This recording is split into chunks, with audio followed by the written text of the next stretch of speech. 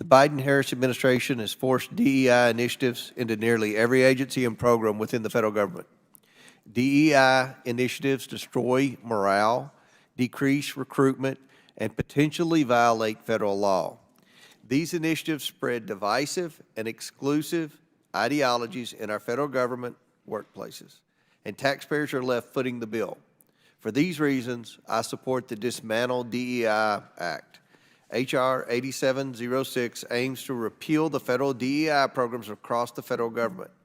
This bill prohibits funding for such programs and creates a new Civil Rights Act protection against requiring individuals to participate in such programs.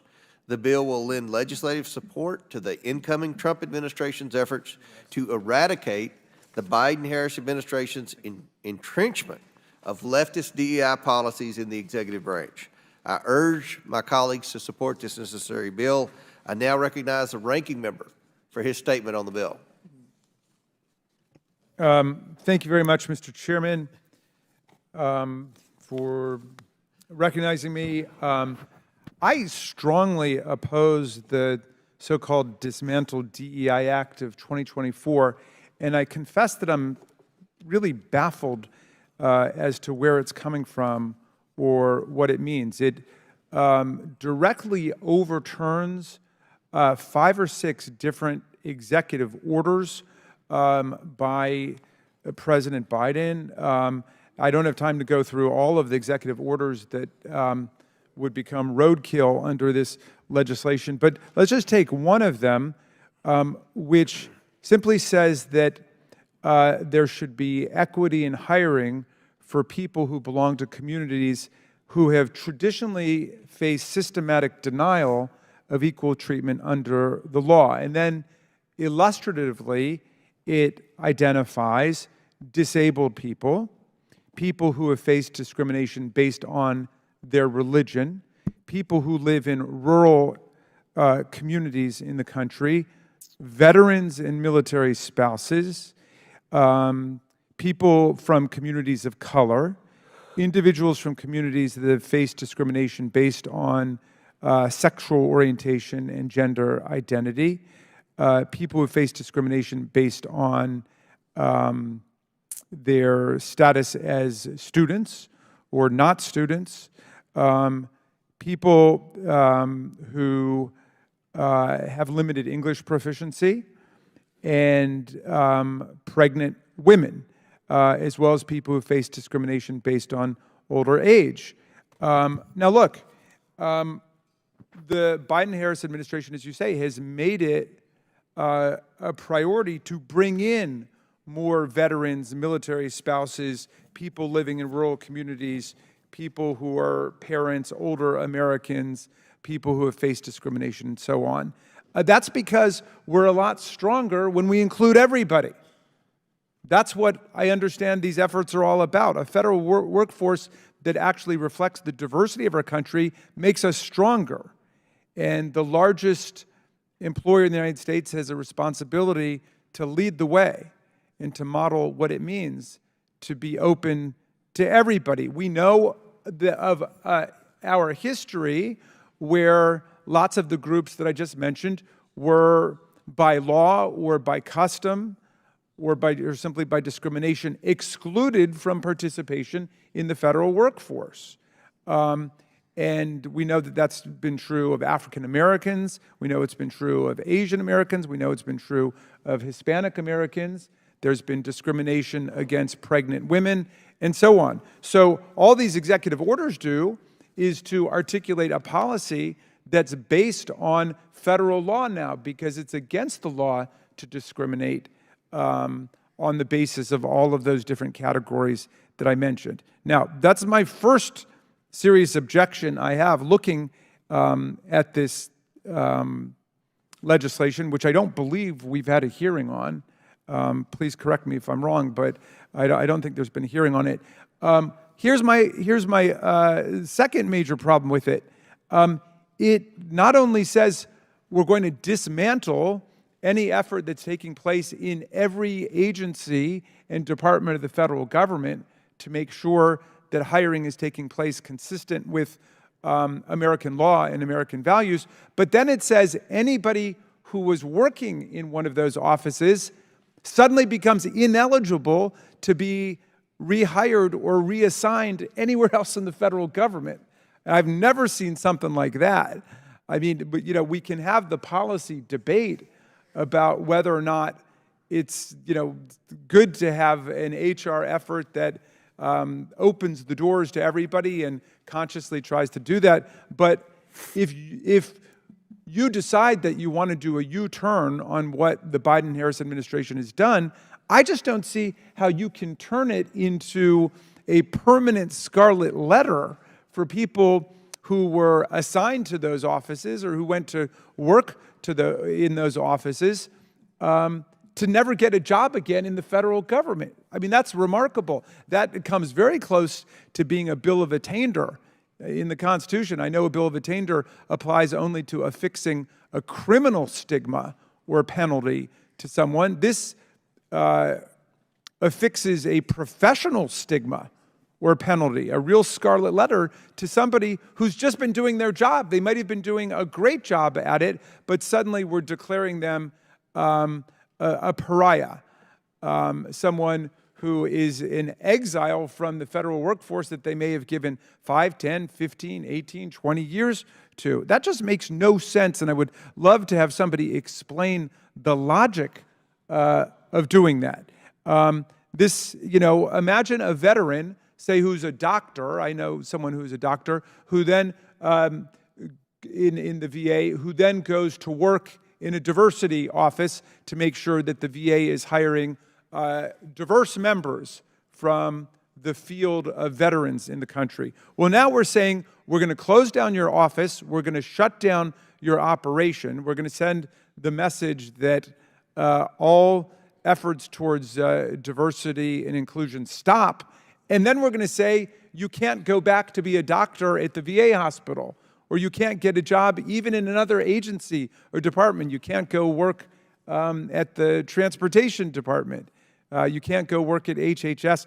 And that, to me, reflects the sloppiness and the recklessness of this legislation, which is an attempt to take an absolute sledgehammer to efforts across the entire federal government to promote what I think is an essential American value, which is making sure that the federal government itself be open to people from every walk of life and every American community. And with that, I will yield back to you, Mr. Chairman. I ask unanimous consent to enter the following letter of support for the bill, letter from Heritage Action in support of the Cloud bill. I now recognize the sponsor of the bill, Mr. Cloud from Texas. Thank you, Mr. Chairman.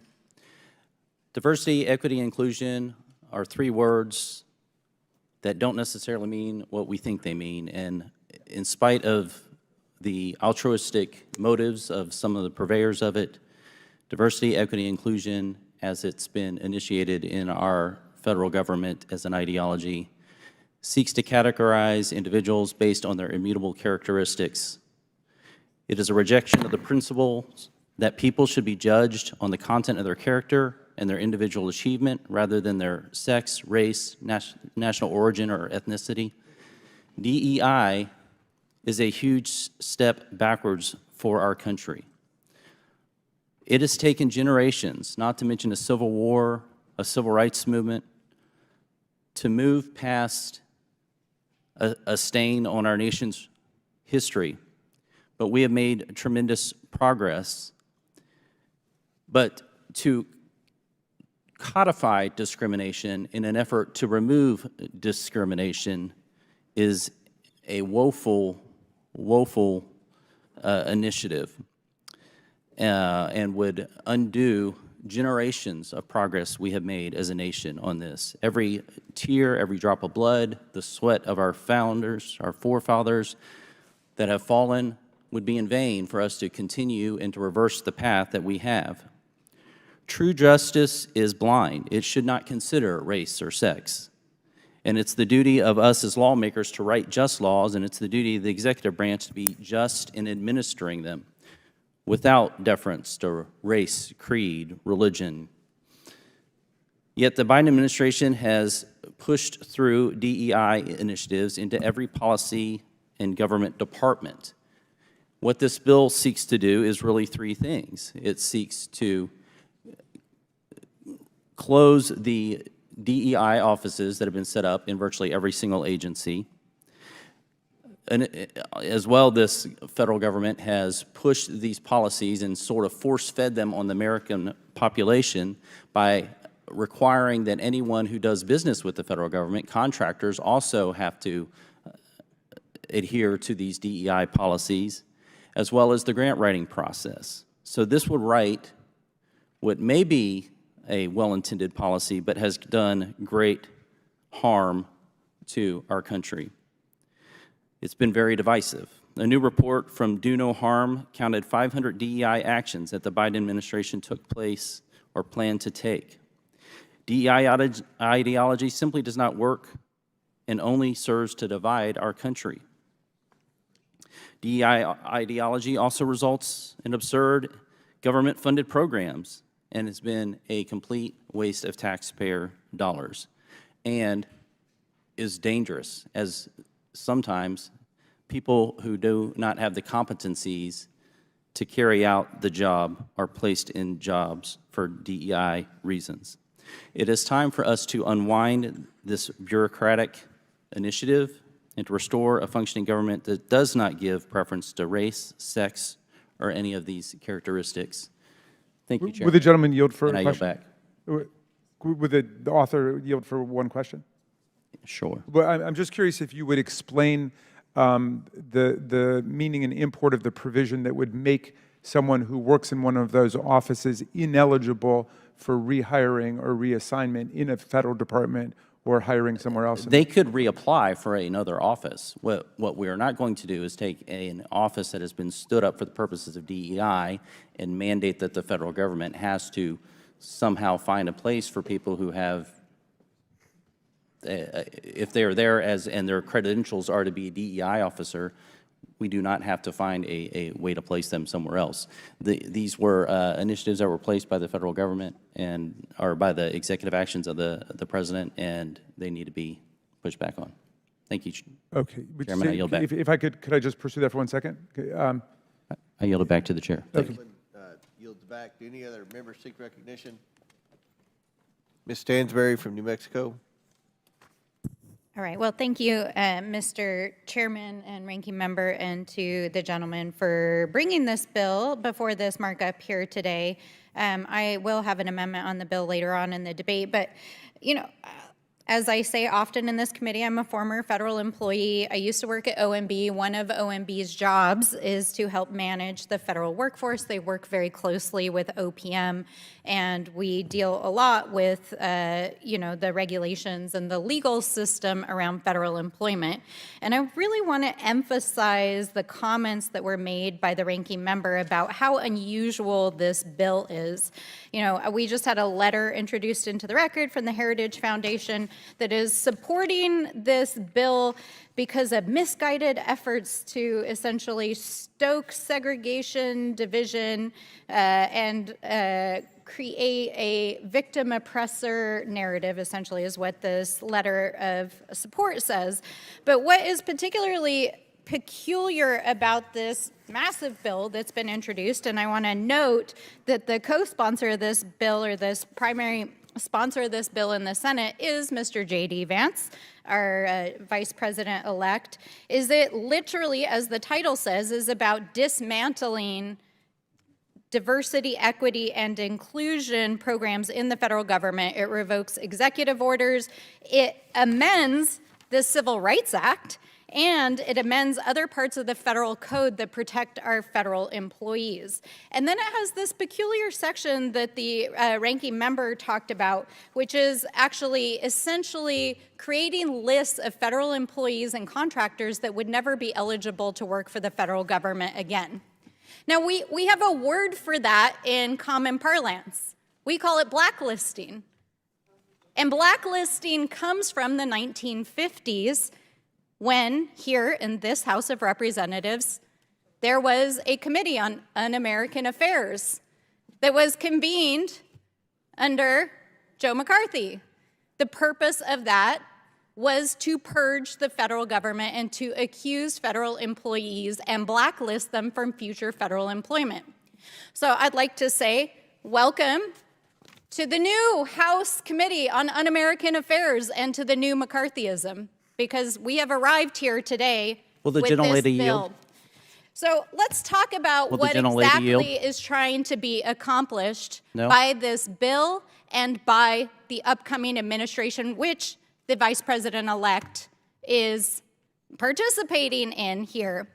Now, okay, let's take the argument to its logical extension that this is really about making sure that we have qualified individuals inside the federal government. So my question is then, why is the president-elect choosing absolutely unqualified cabinet secretaries to be at the head of every single agencies? We've got now a worldwide wrestling executive who's going to run education. We've got a sexual predator who was about to have a bipartisan report released by the House of Representatives to be our AG. We've got a Fox News commentator who's going to run the military for us. So if my colleagues across the aisle want to talk about qualifications, they want to talk about efficiency, they want to talk about the federal workforce, then let's talk about it, because you're talking about putting into place leadership in these federal agencies who are absolutely unqualified, who are dangerous, and know nothing about the agencies that they're about to be appointed to lead. So this is not about qualifications. This is not about having a qualified federal workforce. This is about laying the ground for the purge that they plan on January 20th and in the days afterwards. And we know that because the very organization for whom the chairman just submitted this letter of support is the Heritage Foundation, who wrote Project 2025, which gave us the blueprint for the purge itself and what they are planning inside every single one of these agencies. So we need to be clear-eyed about what this actually is and about what is trying to be accomplished and why 4 weeks before we're about to adjourn for the holidays, the Republicans are bringing this bill to a markup without an actual hearing. This is modern McCarthyism. They are preparing for a purge. They are going after members of the federal government who are advancing because they are people of color, women, LGBTQ+, other members of our community who have been excluded systematically from participating in federal service and leadership positions, and then they're going to put their own unqualified loyalists in there to take out our federal workforce. That is what this bill is about. It's about creating a statutory framework to do that, and we're going to fight it every step of the way. With that, I yield back. The lady yields back. Any other members seek recognition? Mr. Chairman. We'll rotate back and forth. Thanks, Mr. Chairman. Mr. Biggs from Arizona is recognized. Then we'll go back. Thank you. I appreciate the gentlelady's statement. I assume that she's referring to Pete Buttigieg or Javier Becerra or Mr. Mayorkas, who were unqualified appointees of the current administration. I find that interesting.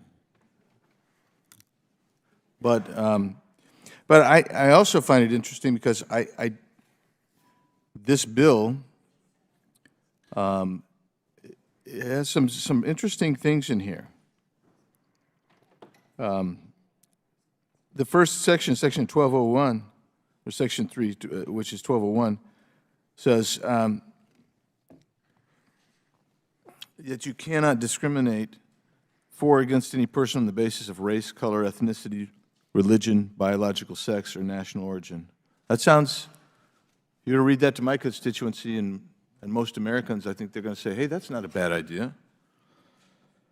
You cannot require as a condition of employment, as a condition for promotion or advancement, or as a condition for speaking, making a presentation, or submitting written materials that an employee undergo training, education, or coursework or other pedagogy that asserts that a particular race, color, ethnicity, religion, biological sex, or national origin is inherently or systemically superior or inferior oppressive or oppressed, or privileged or unprivileged. I don't know.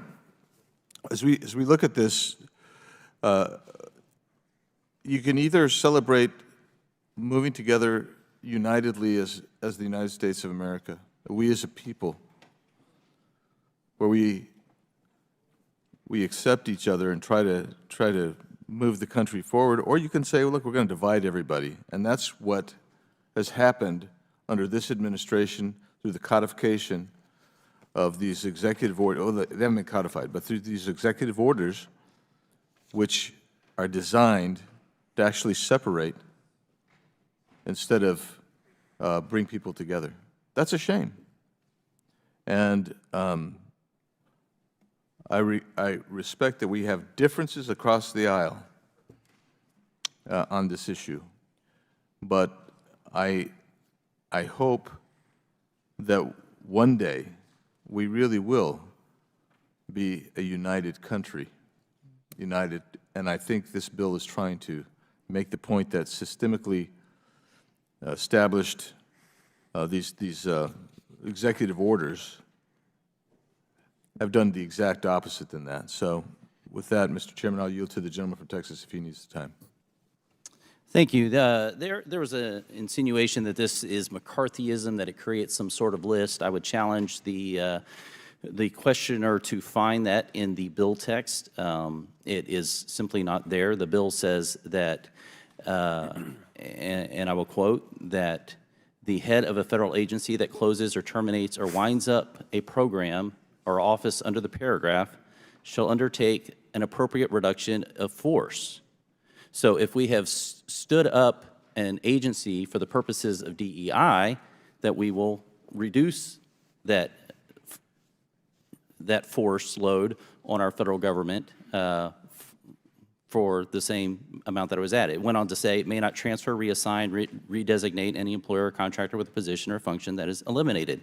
It does not prohibit anyone from reapplying for an office or using their background in another their experience in another initiative or area of expertise in our federal government. It does not create a list of that employee or ban them from ever participating in government. It just says if we have created an agency for the purposes of DEI, we are going to reduce that office and not have it be a burden on the American people.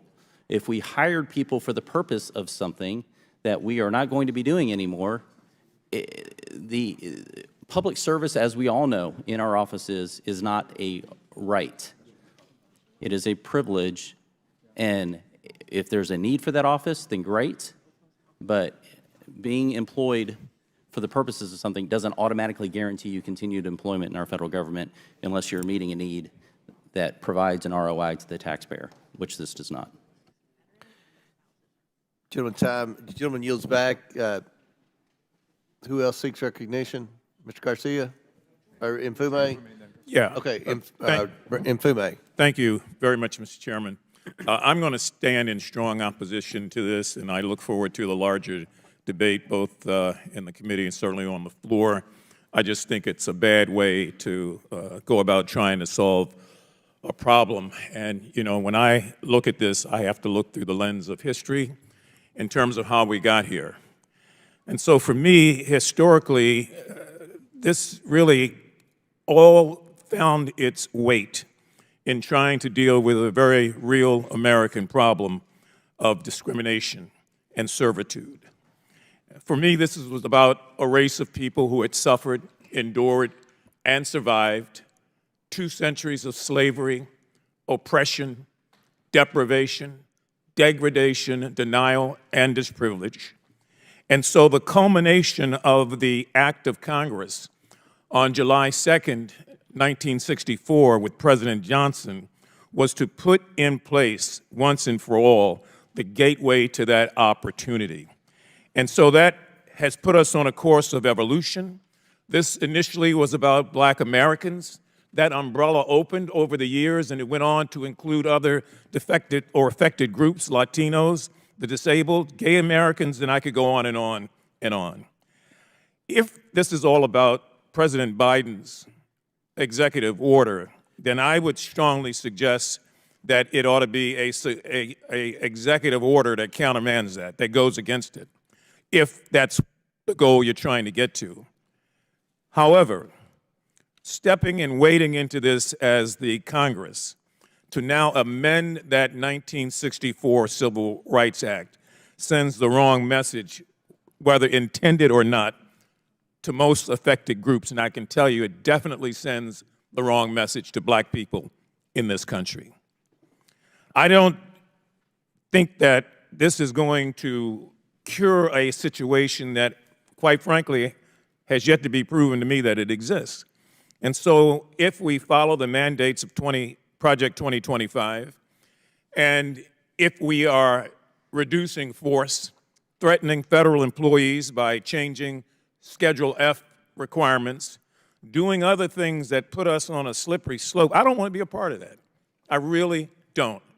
And so I will fight this, and I will ask other members of this committee to fight it. Let the incoming administration do what it wants to do on this, but don't pull the United States Congress in to amending the 1964 Civil Rights Act in a way where all of these communities are going to be severely affected down the road. I just think it's bad policy. I don't believe it's insightful, and we're going to debate this over and over and over again because I don't think that too many minds on this side of the aisle are ever going to be changed. There are too many people who are the great-grandchildren and great-great-grandchildren of a system that worked against them to now see this effort, and I'm not impugning the gentleman's integrity by any means. I just think that this is the wrong way to go about doing it. I stand opposed, and I yield back. Would the gentleman yield? Yes. Thank you, Mr. Mfume, and thank you for your eloquent statement of purpose, which I think describes how we all feel on the Oversight Committee. This is a very sweeping attack on the progress that we've been making as a country to leave behind the legacy of racism and sexism, discrimination against veterans, discrimination against the disabled, discrimination against pregnant women, and so on. I want to say that to the distinguished gentleman whose bill it is, I appreciate the clarification that this is not an attempt to keep people who work in such offices ever from being rehired again. So that's a step forward. But I hope he understands that he is treating people who work in these offices completely differently from everybody else in the federal government, because right now we have several regulations and laws, including one that applies specifically to veterans. So that's the one in my mind. And let me tell you what it says. If a veteran's working for the federal government and the office closes that the person is in, then they have the ability to be reassigned to another office if they're qualified for the job, and if obviously the job has got to be legal. You're making jobs like that exist in a DEI office illegal now. So, but if there's another lawful position open, these people would not be able to be reassigned to them or be put into them simply because they had worked on diversity before. And that strikes me as a very radical statement, and I don't know anything like it in the civil service or the personnel law. And thank you for yielding, Mr. Mfume. I yield Thank back. you. And reclaiming my time, Mr. Chairman, I've got 3 unanimous consent requests for submission into the record. An official statement from the American Federation of Government Employees, of the AFL-CIO, an official statement from Mark Morial, the President and CEO of the nation's National Urban League, and an official statement of the Human Rights Campaign, all in stark opposition to the bill. Without objection, so ordered. Who else seeks recognition on the Mr. bill? Chairman. Is it, who, I can't even remember. Okay, Mr. Garcia. Thank you, Mr. Chairman. I'll get him next. I do agree with the comments that have been said from House Democrats on the committee. I wanted to say a few things. I think we all want our agencies to serve the American people as efficiently as possible. We want to make sure that our federal employees are the most qualified and dedicated people to our country and our government.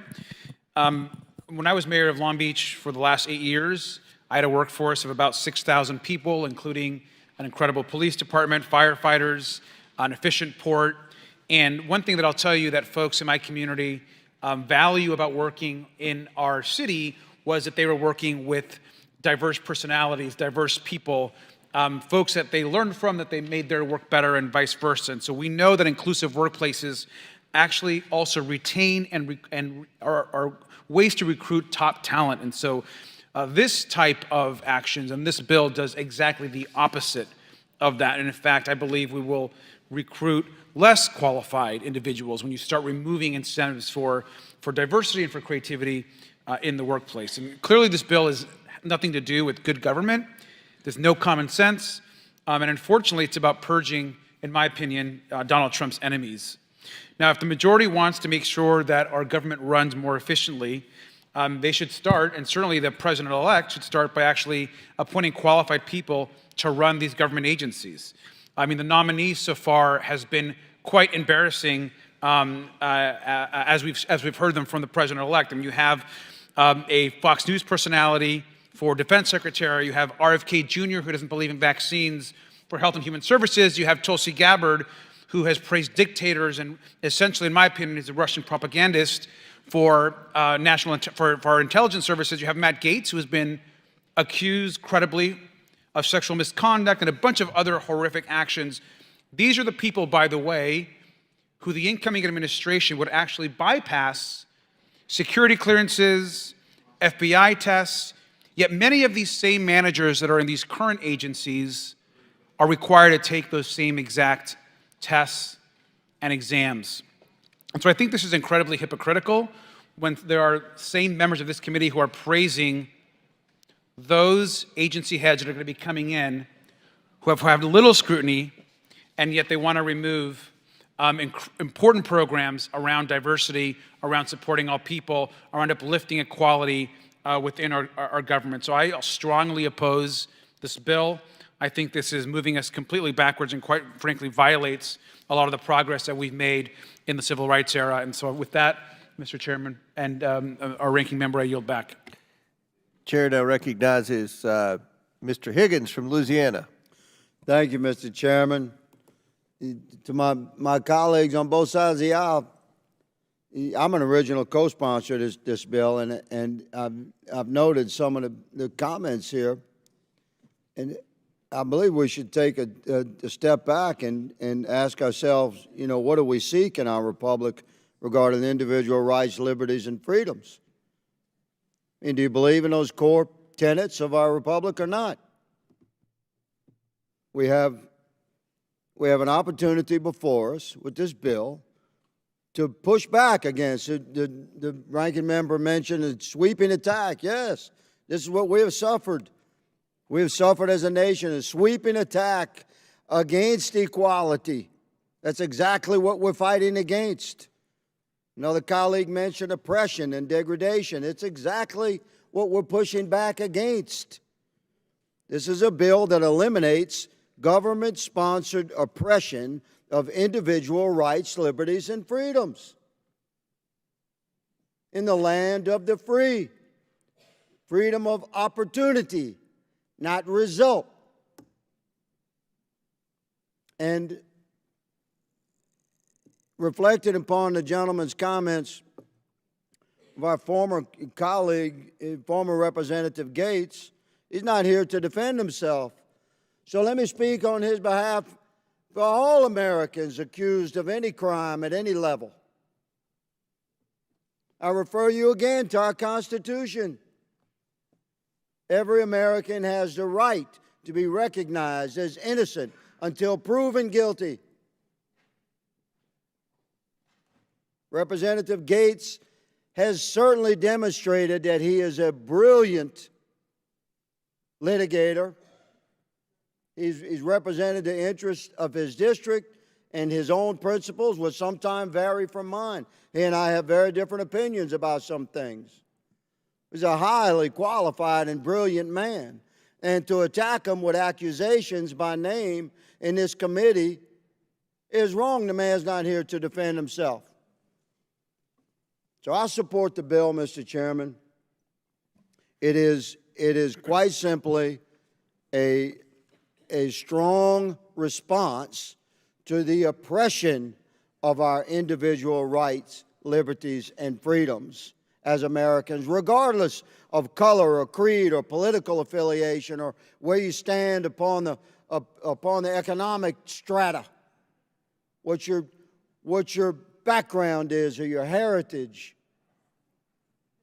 All of us should be counted as Americans equal as we move forward through the course of our life on our journey, and we should not face obstructions that are baked into our government bureaucracies that exclude citizens strictly based upon their color, their heritage, their creed. This removes those oppressions. Mr. Chairman, I yield to you, good sir, the balance of my time. Yes, sir. Yield to the gentleman from Texas. Yeah, first of all, I want to thank you, Mr. Nfume, for not, for realizing we can have different views with the same goal and have altruistic motives on both sides. I just want to thank you. I appreciate that. Our founding documents talked about having a nation where we recognize that all people were created equal.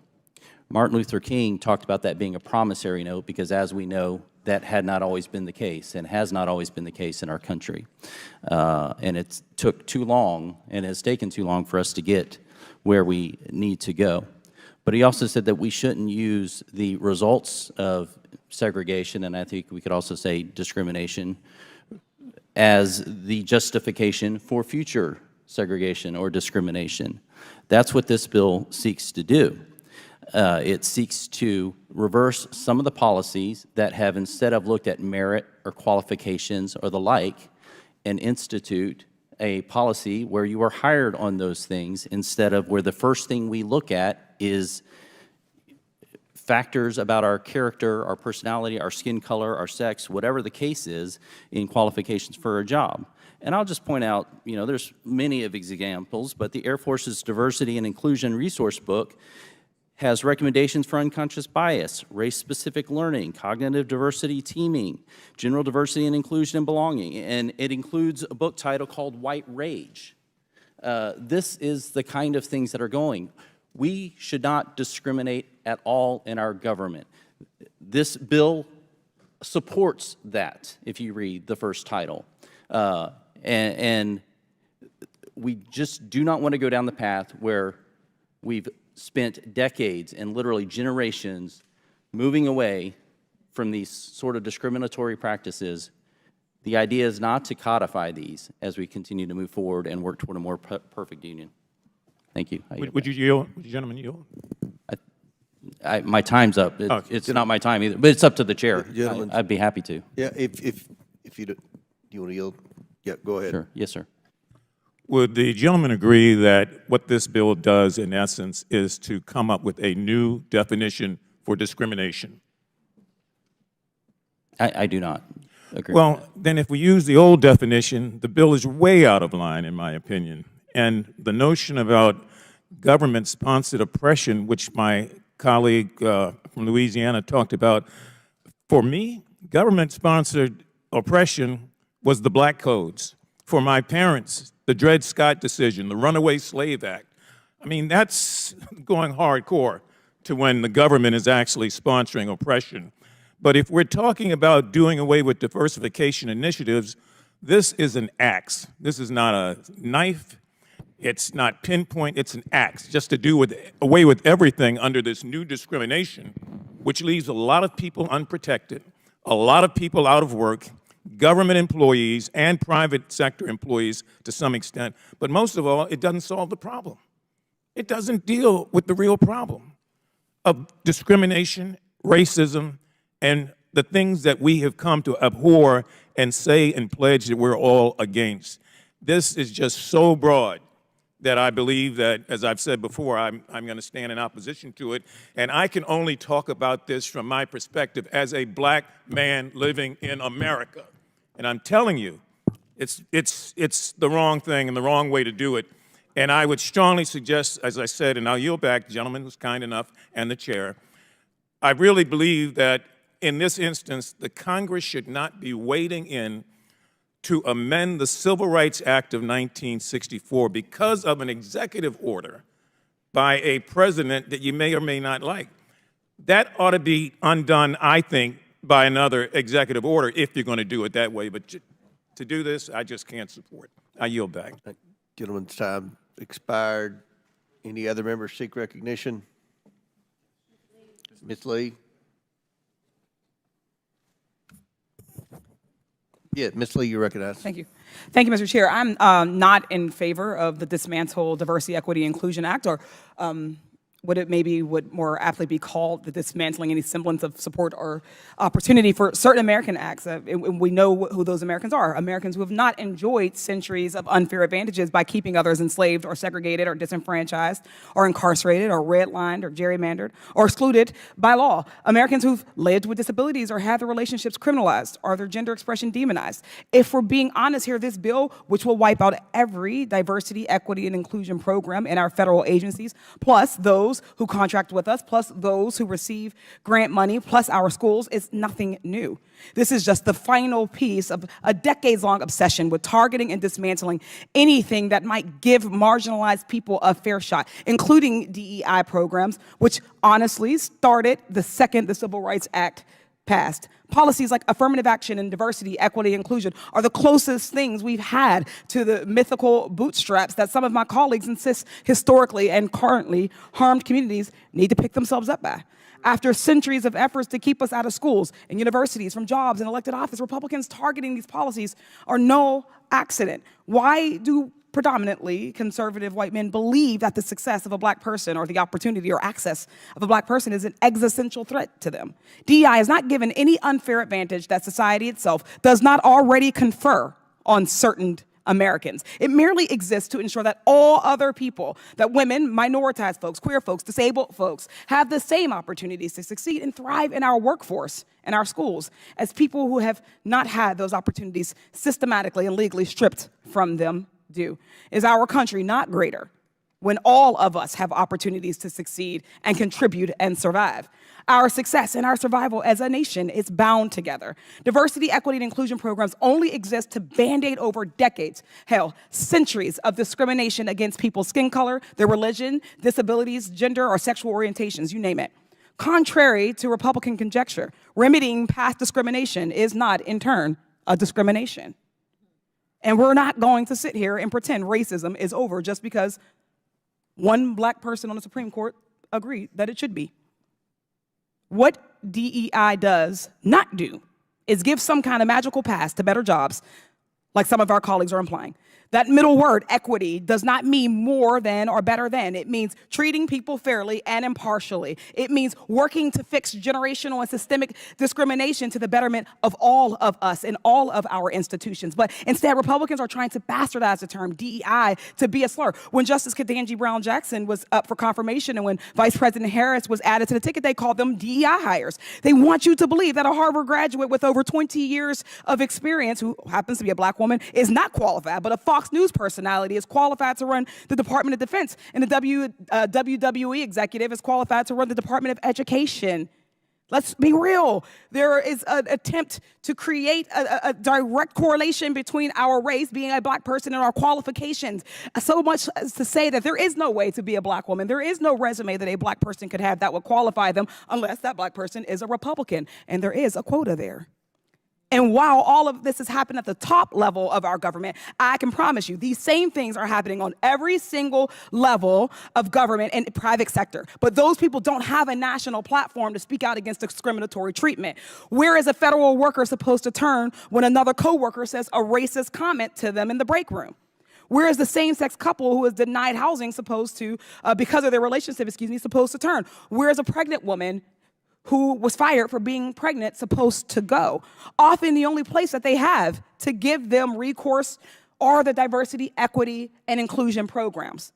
These folks just want to do their jobs, serving the American people in an environment that feels safe and supports them. Making work a better, safer environment for some does not mean it automatically is worse for others. And those complaining about DEI training are probably the ones who need it the most. My Republican colleagues have got to stop punching down on already marginalized communities and face their own fears of a level playing field privately. It's shameful. I yield back. Gentlelady yields back. Any other members seek recognition? Mr. Burleson from Missouri. Thank you, Mr. Chairman. We just left this room last night listening to a FEMA director who was apologizing for the failures of her agency, an agency that, by the way, made its top priority and its focus and mission on diversity, equity, and inclusion. You would think that their mission and goal should be on providing aid and support to the American people in times of disasters. Just months ago, we had another individual sitting at this table during a hearing who was apologizing for the failures of Secret Service because of the events that happened in Butler, Pennsylvania. A same agency who made it their #1 priority not to protect key individuals. It's not their #1 priority. The #1 priority is diversity, equity, and inclusion. And look, I think that what's happened here, and what I think that we may not understand, is I think we perceive DEI as a shift from the Civil Rights Act and into, instead of discussing equality of opportunity, we're now focused on the equality of outcome. And it's only common sense, it's only logical that you cannot dictate an equality of outcome unless you eliminate the equality of opportunity.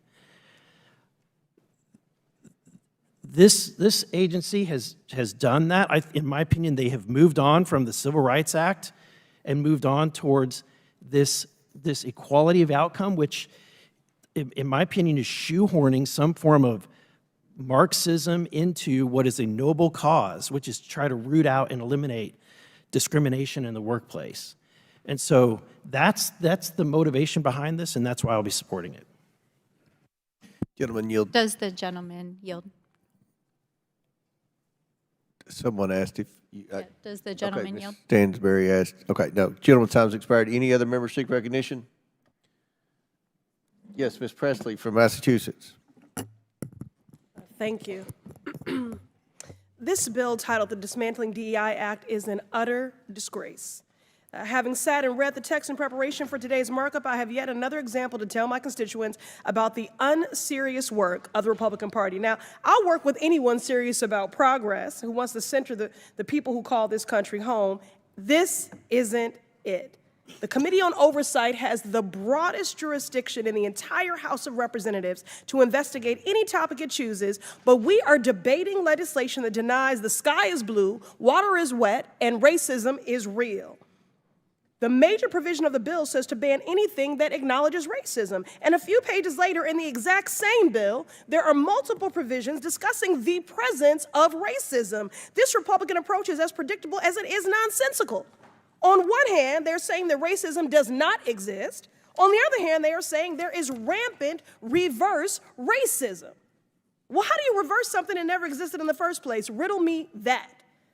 While this Republican policy may have a new name, it's the same old tired game. Look, y'all are entitled to your opinions, but not a denial of the facts. Do you all know your history? Do you know American history? The original Constitution counted enslaved individuals as 3/5 of a person. During World War II, the federal government forcibly relocated and incarcerated 110,000 Japanese Americans. The FHA practiced redlining in the 1930s and 60s to deny mortgages to Black Americans, which is why we have a racial wealth gap today. I could go on. The GI Bill, which is supposed to be race neutral, denied access to Black Americans, denying them equal access to education and housing benefits, which is why we do not have generational wealth. Don't talk to me about merit when those Black servicemen fought for our freedoms. And I'd also just like to take a personal note of privilege to say, please keep Dr. Martin Luther King Jr.'s name out of your mouths. Yes. Your perversion of his words and his mission when his children have asked you to stop invoking his name and perverting his work when he was a proud and unapologetic black man fighting for equality for black Americans and all marginalized people. So you all are entitled to your opinions, but not a denial of the facts. But I'm not surprised that you would deny American history. What I am, though, is committed. Committed to speaking truth to power, committed to standing up for marginalized communities and vulnerable people, committed to ensuring that everyone has equal opportunity to buy a house, to work a job, to pursue higher education, and to live in a society that is fair and just. A colleague across the aisle invoked the phrase of, we must do everything to stop government-sponsored oppression. Well, I've just enumerated numerous examples, which is exactly why we have legislation and an executive order to reverse this harm. And that is why I'm committed to opposing this bill and urge my colleagues to do the same. Gentlelady yields back. We'll go back. We'll rotate sides. Chair recognizes Mr. Perry from Pennsylvania, then we'll recognize Talib after that. Thank you, Mr. Chairman. I yield my time, such time as he may consume, to the gentleman from Louisiana, Mr. Higgins. I thank my colleague, and I appreciate my Democrat colleague for exemplifying exactly the kind of oppression of freedoms that we're referencing. How about we'll quote whoever we want to quote? How about that's my First Amendment right? That's exactly the kind of baked-in oppression. Like, how dare a white Republican quote Martin Luther King? We actually had a congressman say that just now in this committee. Well, and thank you, good lady, for once again exemplifying the type of oppression that we stand against. You know I'm right. You know I'm right. Order, order. Mr. Higgins has the floor. And we will quote who we please to quote. A disgrace. And we will continue to speak freely because now I'm a veteran. That's the country that I serve. That's the Constitution I swore an allegiance to. And that oath has no expiration date. I will fight for it with my last life's blood. For my right to speak freely and yours, good lady.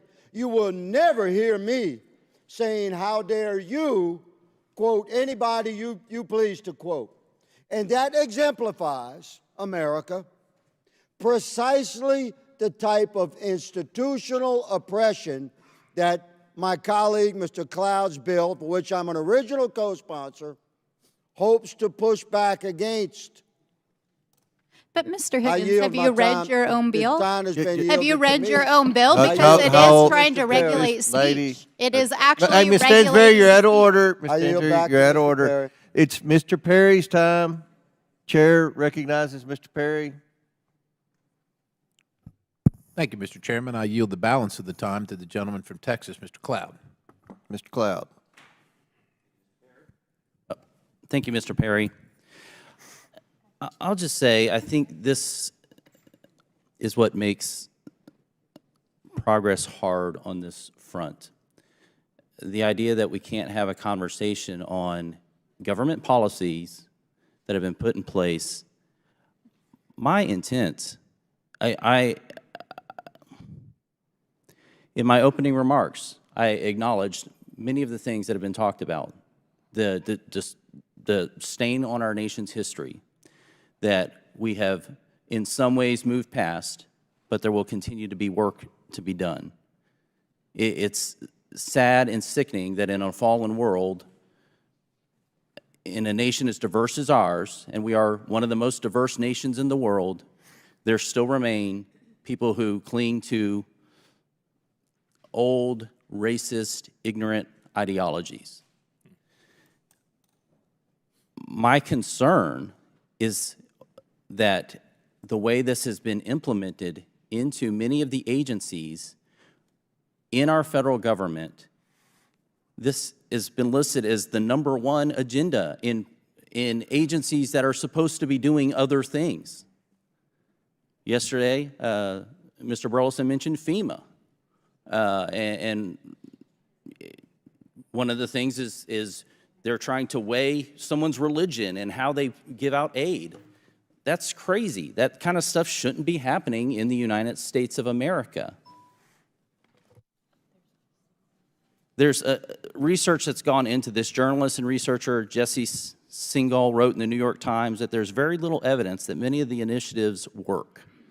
The specific type of diversity training that is currently in vogue, mandatory training that blames dominant groups for DEI problems, may well have a net negative effect on the outcome managers claim to care about. Forbes senior editor Jenna McGregor wrote, compulsory diversity training aimed at people's biases or preventing discrimination behavior appears to actually do more harm than good. I did not benign the intents or the motivations in these policies, but what we are finding and what businesses are finding now, a number of them have implemented these policies and realizing they're not working. They're not accomplishing the desired ends for us to continue to move toward a more perfect union. And that's why we're seeing a retraction from them.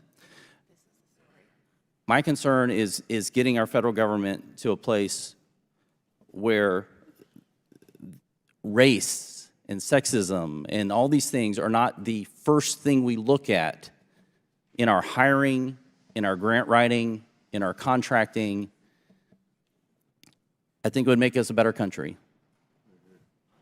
Gentlemen, time's expired. Chair now recognizes Ms. Tlaib from Michigan. Thank you so much, Mr. Chairman.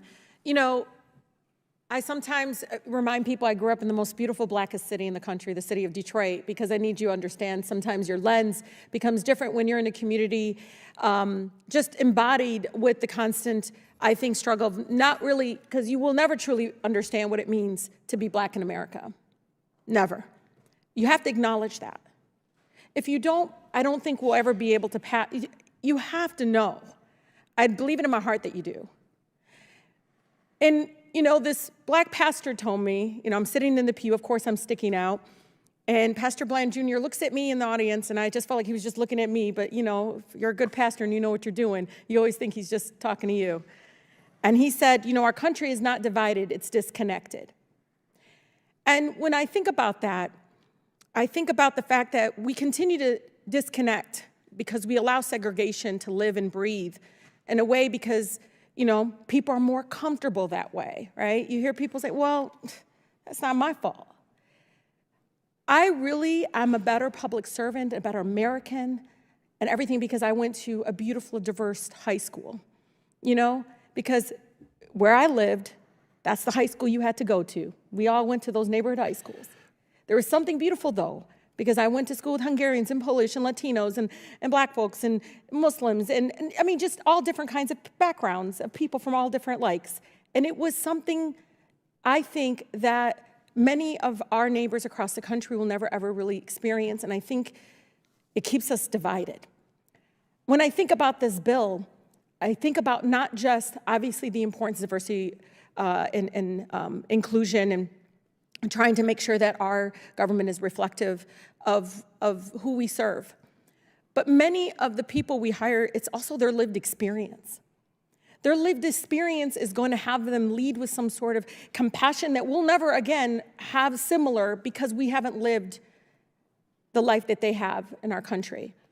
And I'm not just talking, I'm talking about all different backgrounds. And I just feel like we're in here talking about this in a way that I feel like is just going to continue to divide us. And the acknowledgement that everything's okay. There's no way you haven't been in spaces where you hear it. In the Michigan legislature, Chairman Comer, a man, you know, was a minority witness in the Michigan House and used the N-word in such a derogatory word. My own state representative was in tears afterwards, thinking of her child, her beautiful, lovely son, adult son, but just thinking, my God, he thought that it was okay, that he was somehow emboldened to use that word in the people's capital, in Lansing, Michigan. We have a lot of work to do. I just think this is not it. We got to make sure that we're focusing. No, really, we got to make sure that we're putting people in the room. That sometimes we got to make sure they are in the room together, because they're not going to come in the room together unless we require it or urge it to happen, because we know if we do that, then all the services, the way we move as a federal government, will be reflective in a way of leading with that compassion I think that is needed. I just urge us to please just step back and understand that.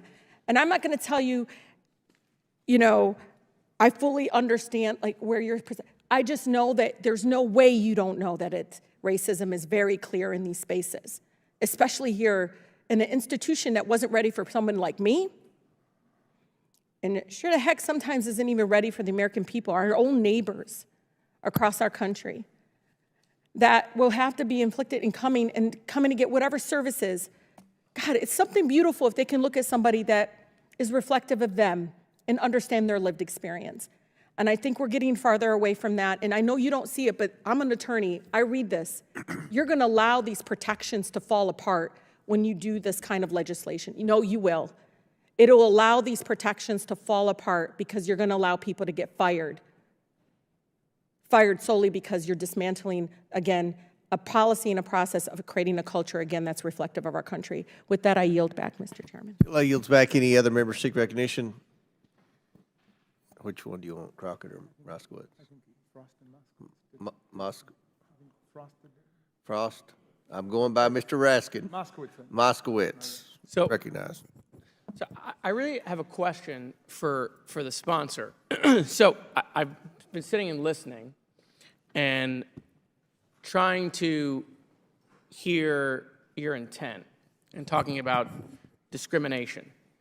But the problem is that argument falls apart on page 6, line 17 through line 20. And in fact, if you're sincere about your intent of the bill, what I would tell you is you should delete those lines. Because actually those lines are actual new discrimination. See, you want to get rid of an office. We may disagree with it, but you can get rid of an office.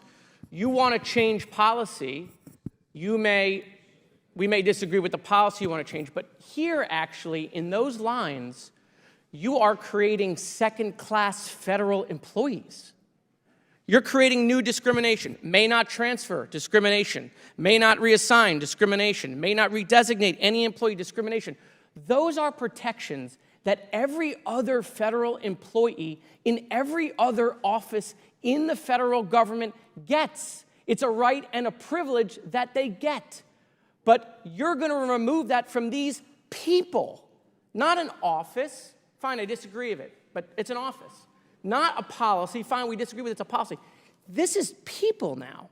Now you're going to the people. You're saying, because you worked in an office that we don't think should exist, because you worked there, we're going to remove protections that every other federal employee gets, but not you, because we disagree with the office you worked in. That is straight up discrimination.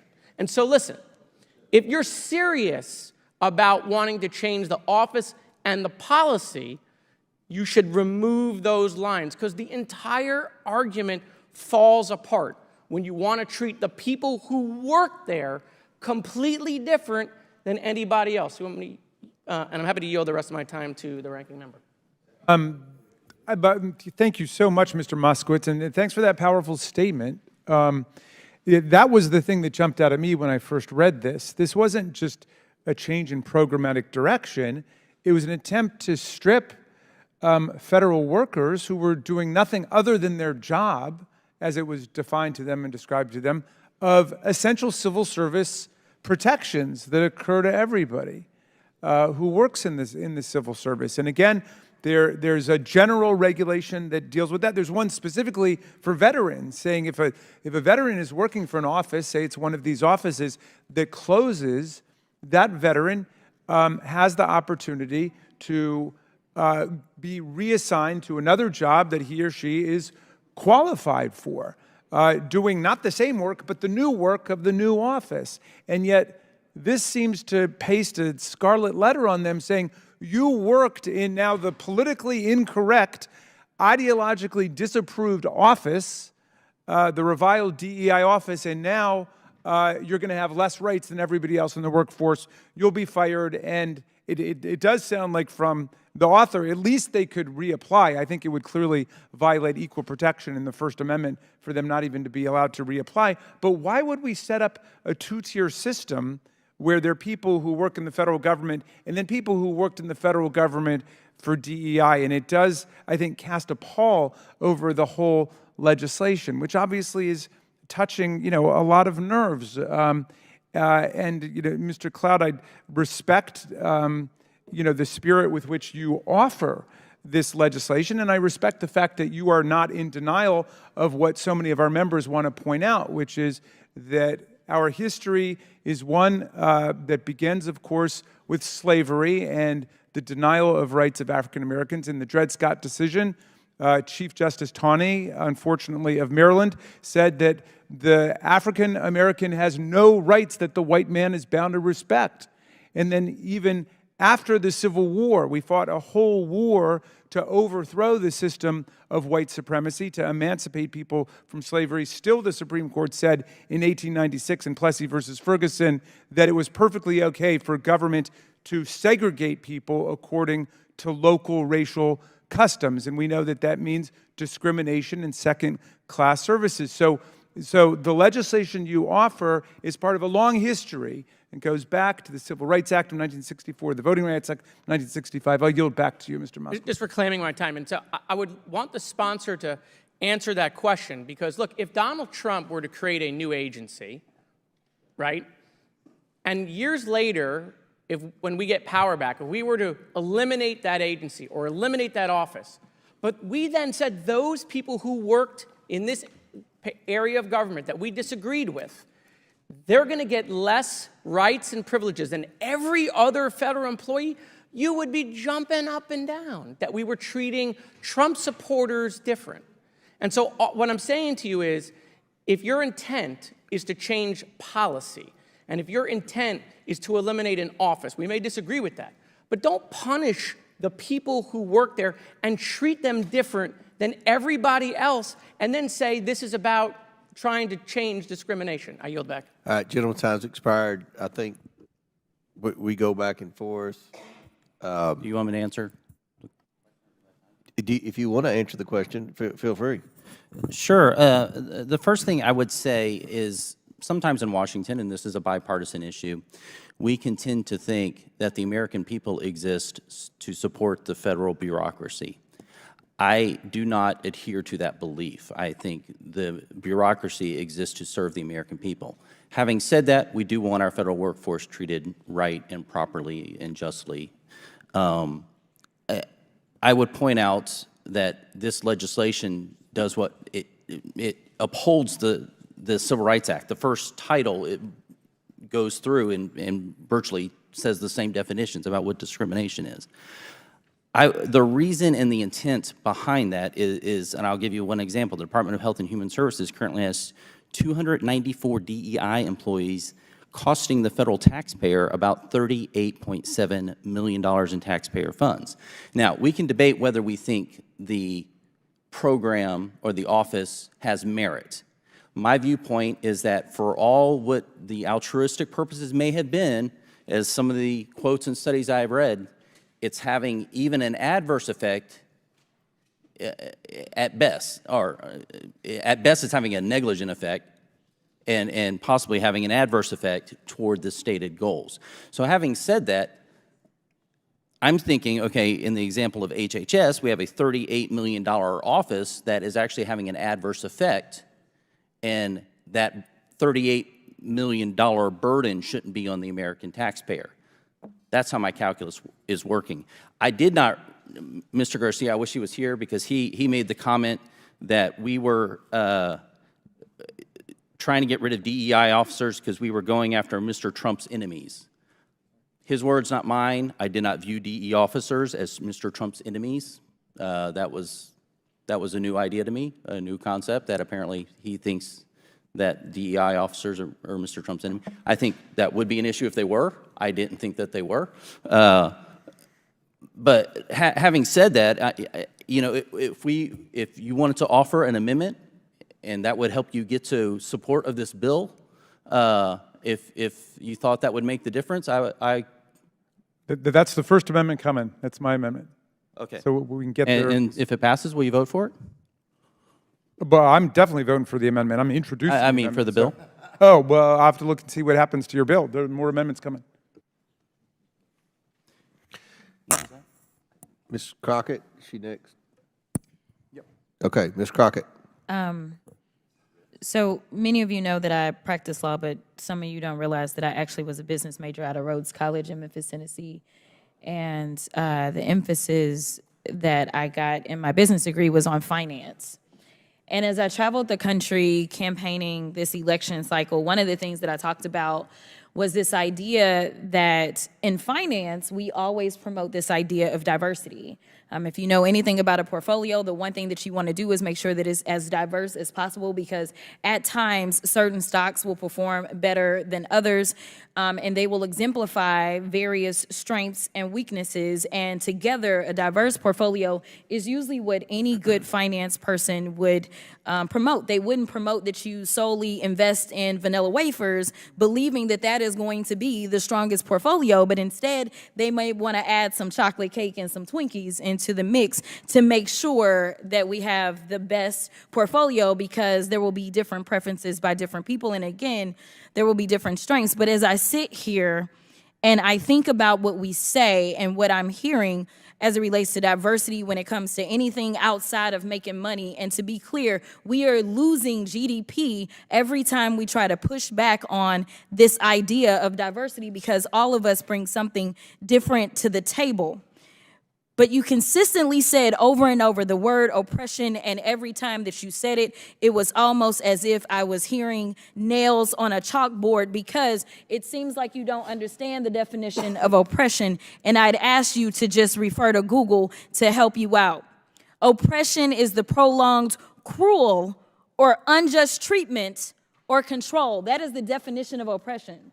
And so as I sit here as a black woman who practiced civil rights, let me tell you, the reason that my colleagues wanted to make sure you understood the same black history that your side of the aisle wants to delete out of classrooms is because you can then misuse words like oppression. There has been no oppression for the white man in this country. You tell me which white men were dragged out of their homes. You tell me which one of them got dragged all the way across an ocean and told that you are going to go and work. We are going to steal your wives. We are going to rape your wives. That didn't happen. That is oppression. We didn't ask to be here. We're not the same migrants that y'all constantly come up against. We didn't run away from home. We were stolen.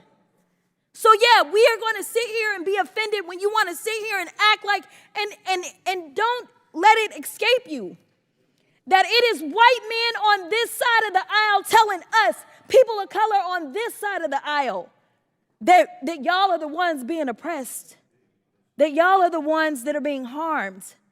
That's not the definition of oppression. You tell me the prolonged, cruel, or unjust treatment that you've had, and we can have a conversation. You could start with Exodus. The final thing that I will say on this particular issue, two things. There is an article from The Guardian, and it is a little old. It's from 2021, so I apologize. But it said that back then, just 3 years ago, white men represent 30% of the population, but 62% of office holders. These are the issues that we are constantly looking at and recognizing and trying to say, is this just? I can't even tell you how many white men have served in this chamber, but I can tell you that I am only the 55th black woman to be elected to Congress. And so when you want to talk about history and pretend as if it was so long ago, it wasn't. Because again, I am just number 55.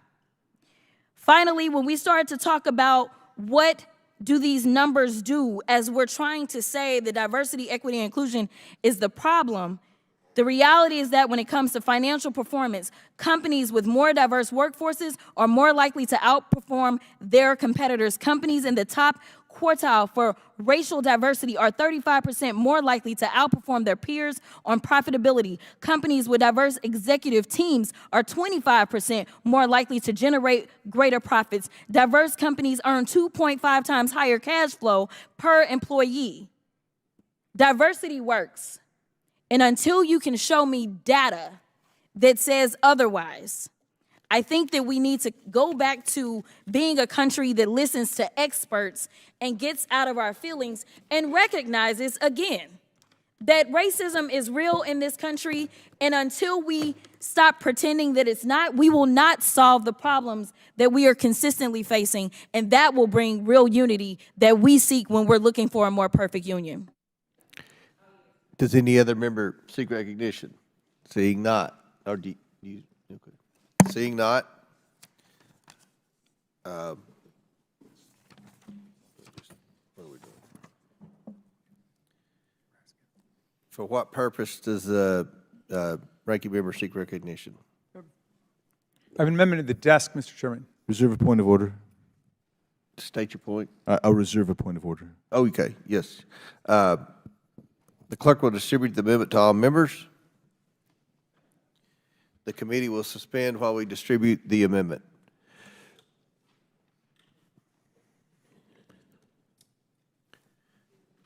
How many amendments do you all have? Is this it? I think there might be 5 or 6. Let me find out. Okay. Like 5.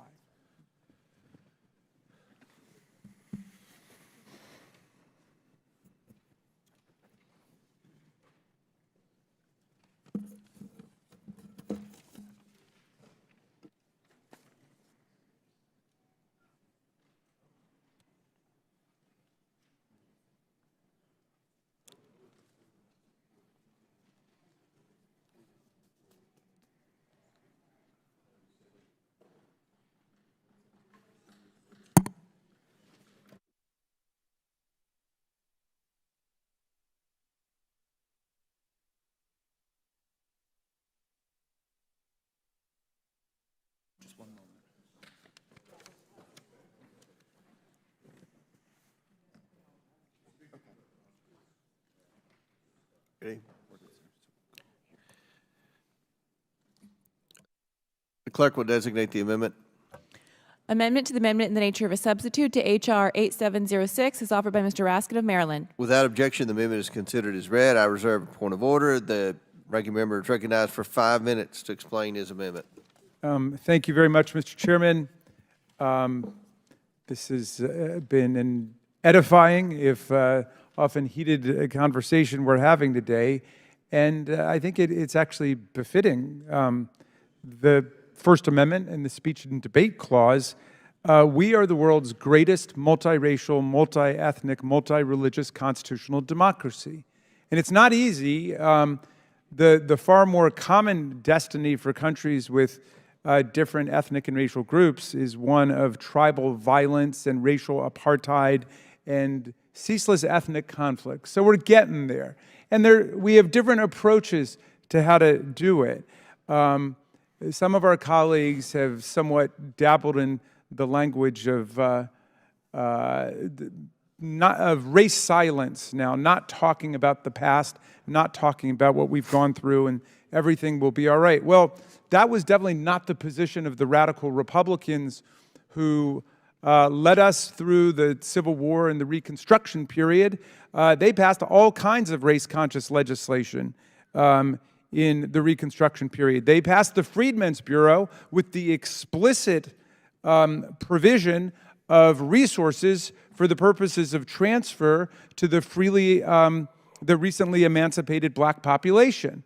The radical Republicans led Congress in passing legislation to establish schools for black people, not integrated schools, but schools for black children, explicitly race-conscious, because they understood that the meaning of the 14th Amendment and equal protection and the Reconstruction legislation was not just to create some sterile notion of colorblindness, which was not in the 14th Amendment or any of the debates about it. It was to actually help people get up after centuries of oppression, as my colleagues have described it, after centuries of violence and dispossession and legalized slavery and subjugation and control. So we have a difference now, I think, substantively about whether it's best to deliberately and consciously open government up, and not just to black people and Latino people, but open it up to other people who've been traditionally left out, including veterans, including people in rural areas.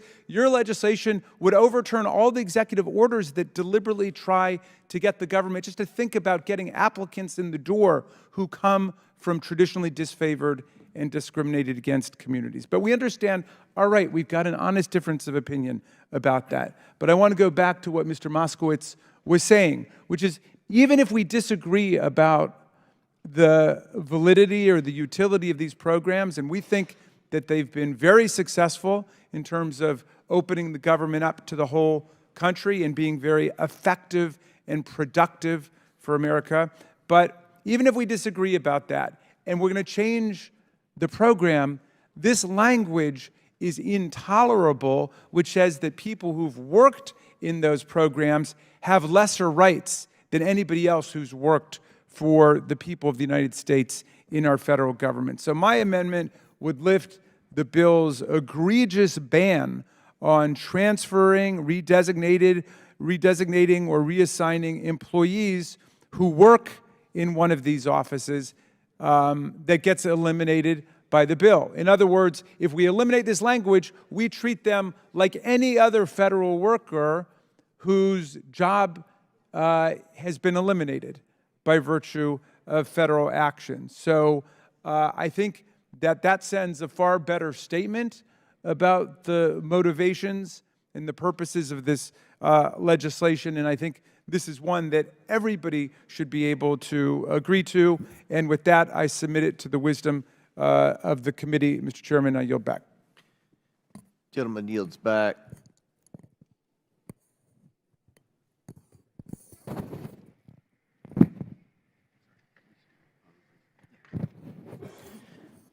I recognize myself to speak on the amendment. I oppose the amendment. The amendment seeks to increase bloat in the federal workforce. It does this by preventing the dismissal of employees whose offices, functions, and positions are eliminated by the bill.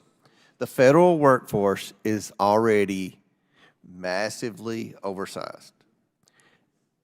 We should be doing everything possible to reduce the size of the federal workforce, not to keep it filled with unnecessary employees as the amendment seeks to do. And of course, nothing in the bill precludes the dismissed employees from reapplying for a job elsewhere in the federal government. This was an issue in the presidential race, reducing the size of the federal government. The overall bill eliminates taxpayer funding for federal offices, programs, and grants affiliated with DEI. It's already federal law to discriminate against anyone based on their race. And the president-elect was transparent in saying this is one of the specific areas where they were going to seek to cut waste in the federal government. We cannot continue to spend $1.5 trillion a year more than we take in. And I think that the president-elect was transparent. I feel like this issue was talked about.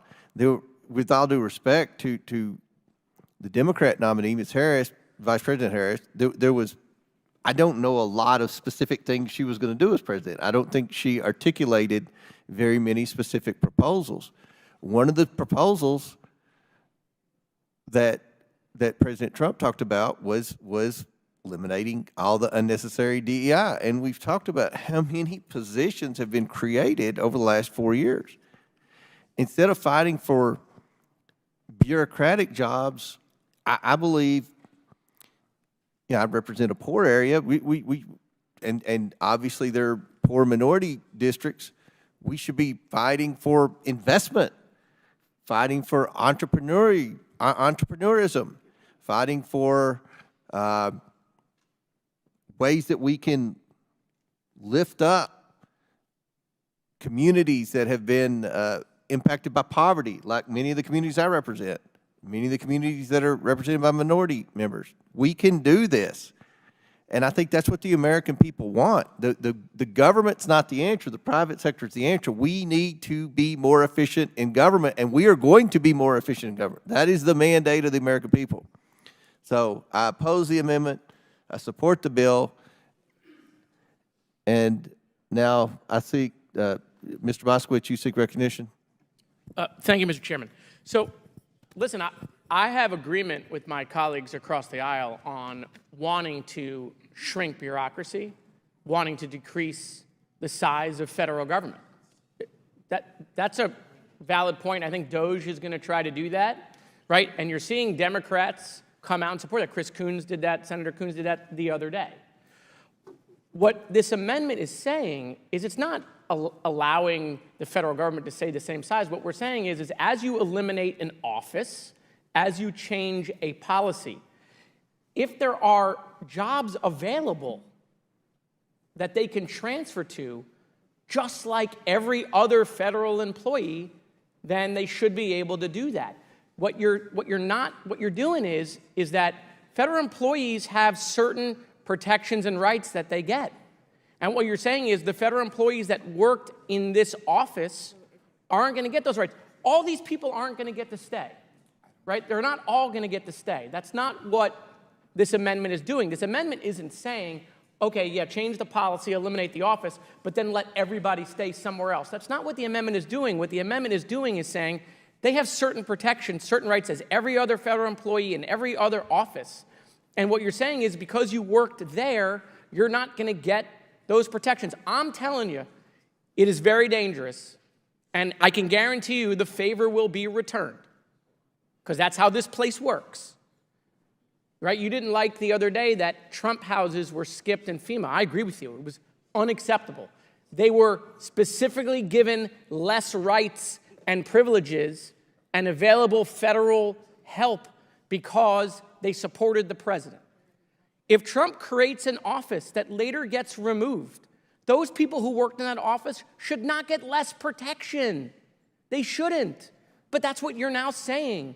You're now saying where we have political differences and policy differences, if you work in that office of political difference and policy difference, you're not going to be treated like every other federal employee.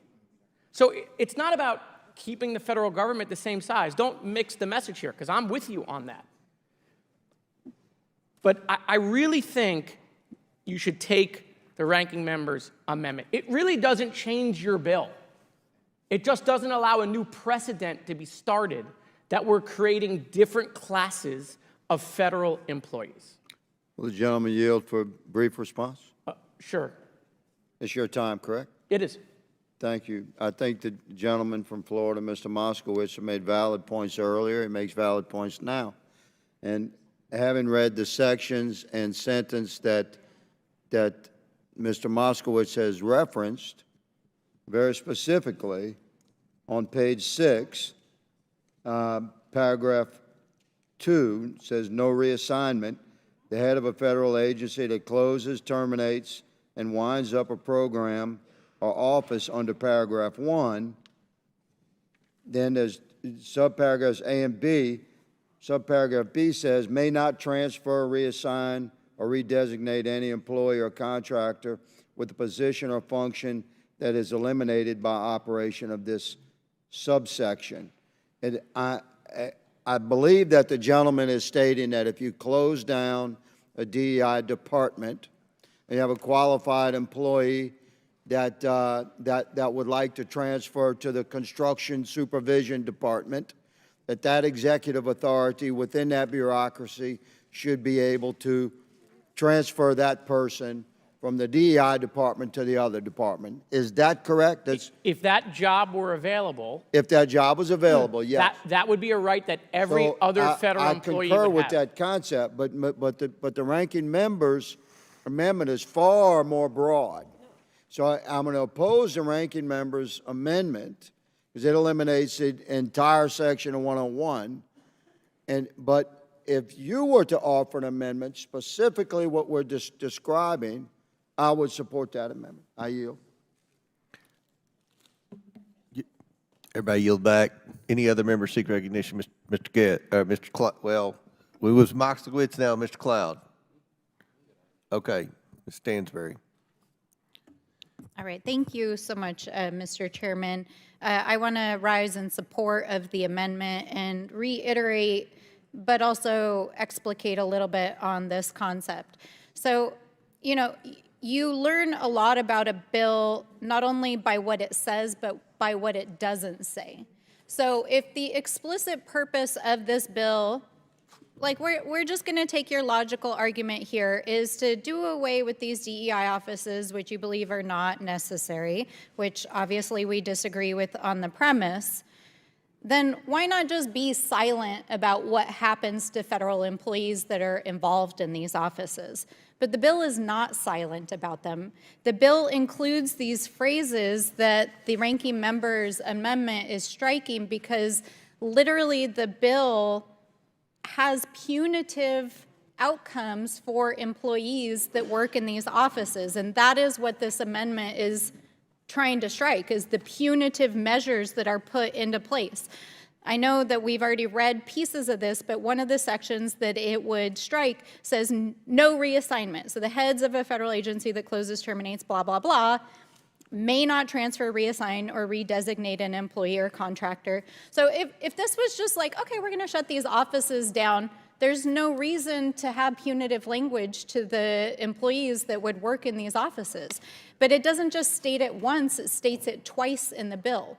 And that's why we're invoking McCarthyism, these blacklists. Like, these are folks who are being penalized for working in offices that deal with anything doing with diversity and helping work with our federal workforce to address these issues.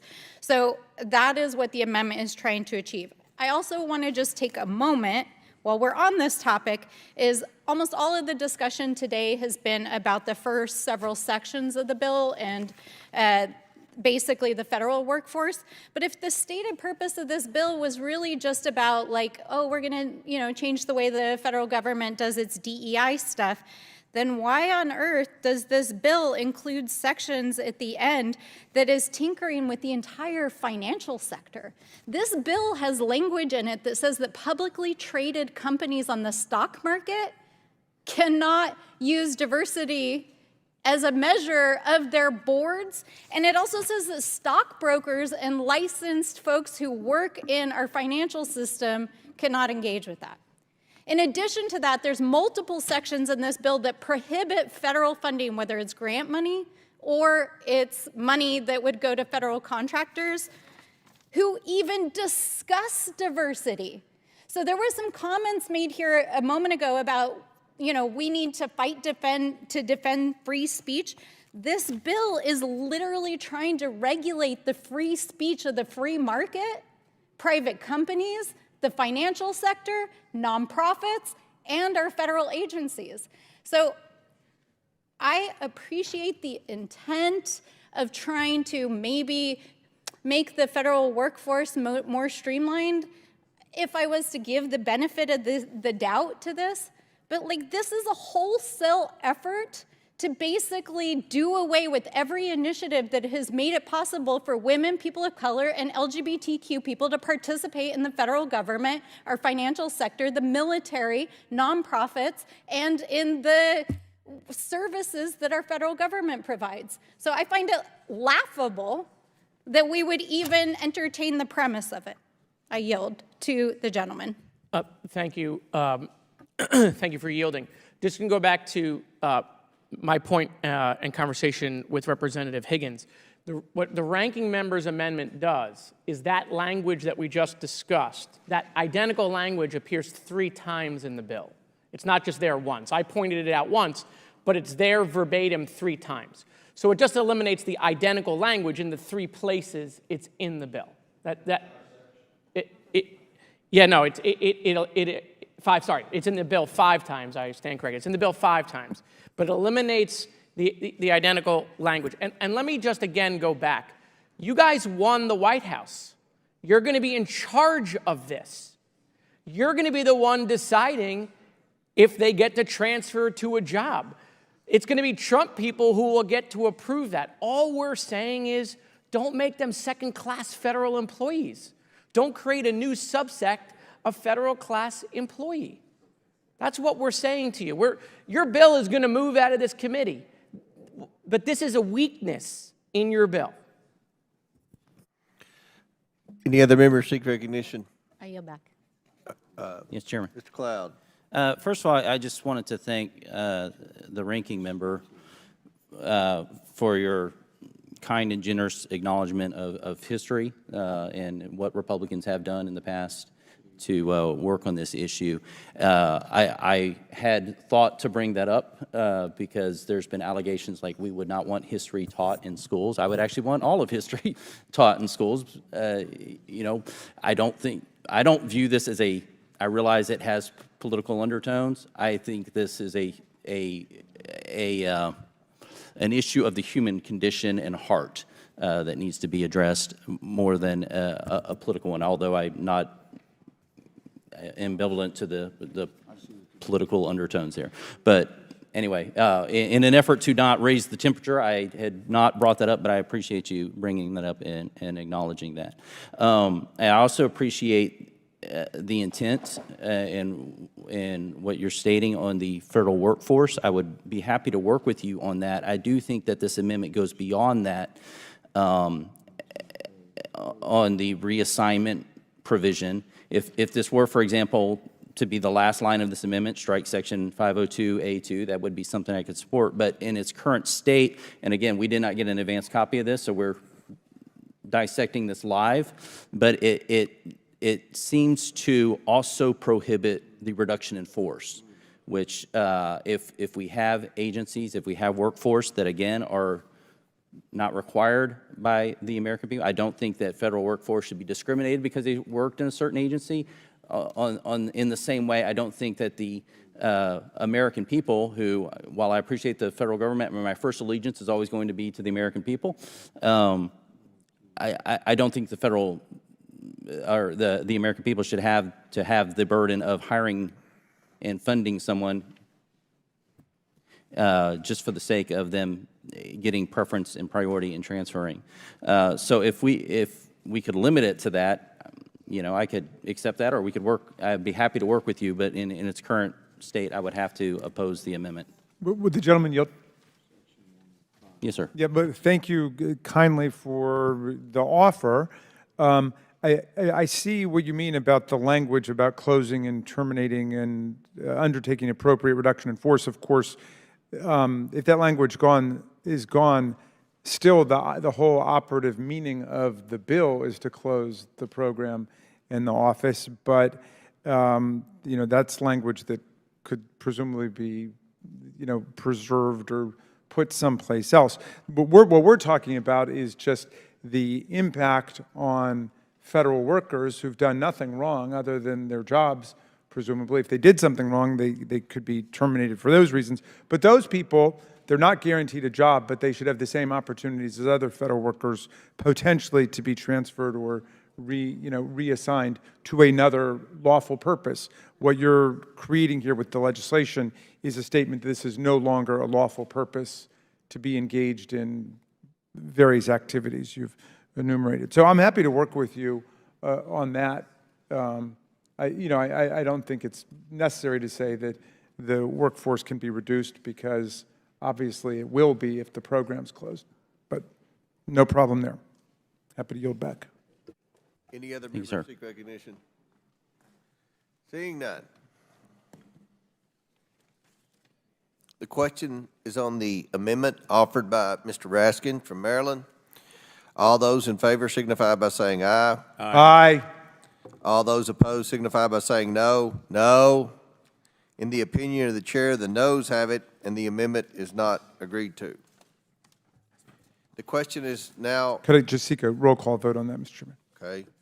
A recorded vote is ordered as previously announced. Further proceedings on the question will be postponed. Do any other members wish to speak?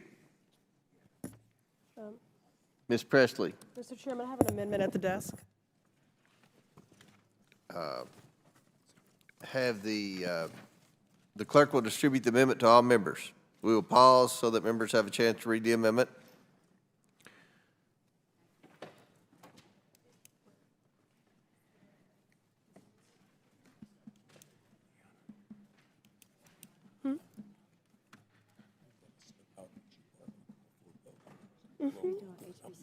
Oh, okay. All right, thank you.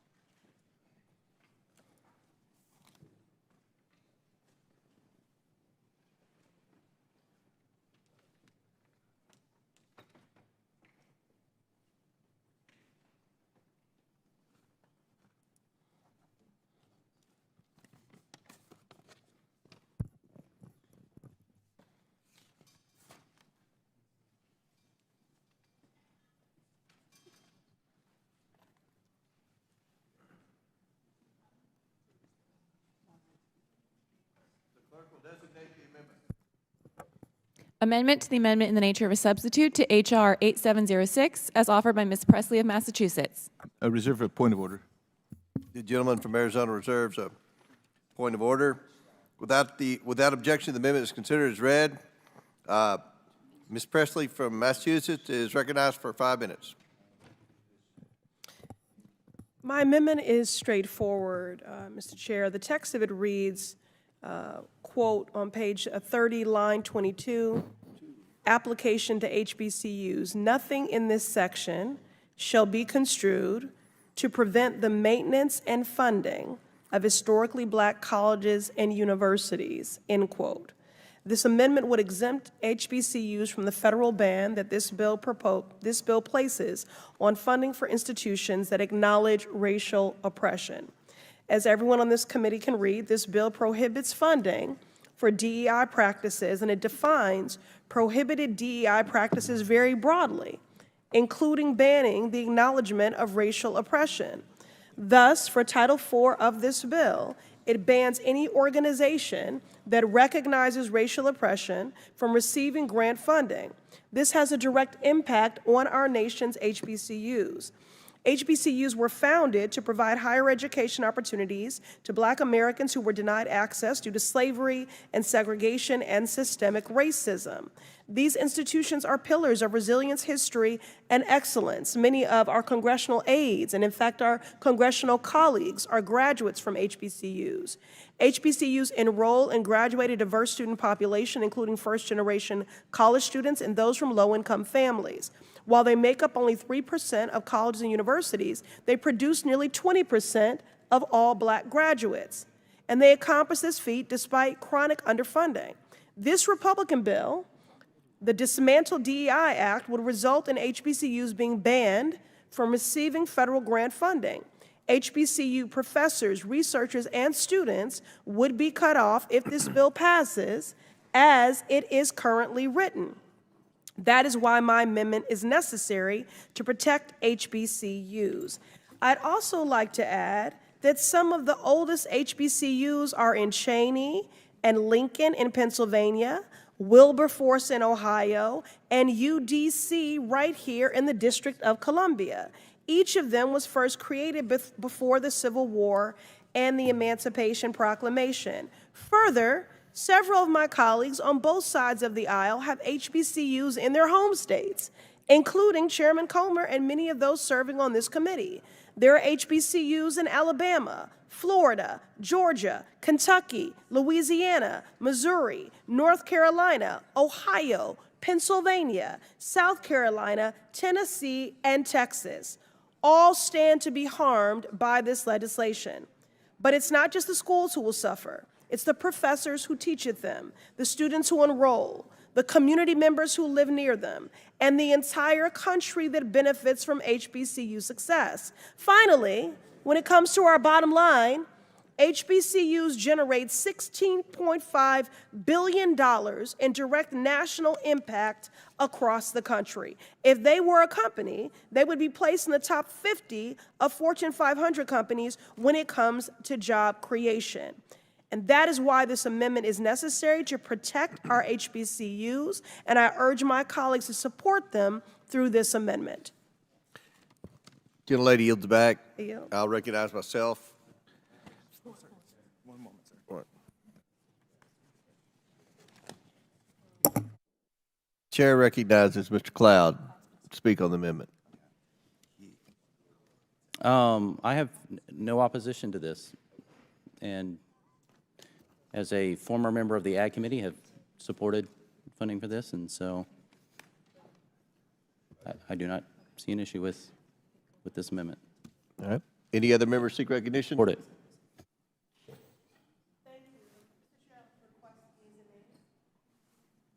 You asked. Yes, I'd like to request yeas and nays, and thank you. Right. Any other members seek recognition? Seeing none. The question is now on the amendment offered by Ms. Presley. All those in favor signify by saying aye. Aye. Aye. All those opposed signify by saying no. In the opinion of the chair, the ayes have it, and the amendment is agreed to. I think Ms. Presley is going to request. I request the yeas in appointed voter. A recorded vote is ordered by Ms. Presley. As previously announced, further proceedings on the question will be postponed. Presley again. For what purpose does the gentlelady from Massachusetts seek recognition? Oh, Mr. Chairman, I have an amendment at the desk. The clerk will distribute the amendment to all members. Okay, that's okay. Oh, they're ready. This is going to take a minute. Yeah. I'm not ready. That's okay. Mr. Chairman, Well, yes, you weren't here yet. reserve Ready. point of order, sir. Point of Okay. order is reserved by Mr. Higgins. We're distributing the amendment. Okay, thank Yeah. you.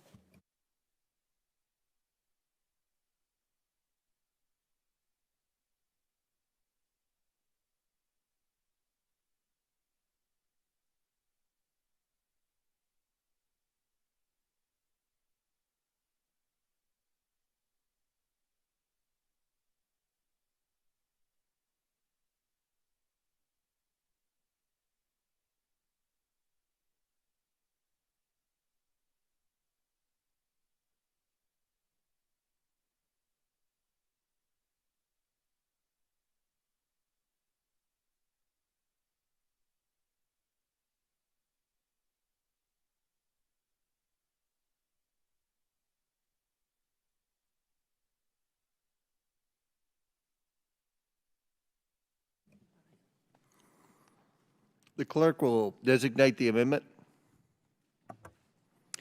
The second amendment to the amendment in the nature of a substitute to H.R. 8706 is offered by Ms. Presley of Massachusetts.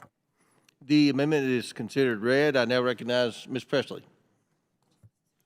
Mr. Chairman, my amendment seeks to ensure that this legislation does not erase or ignore the undeniable history of systemic racism in our country.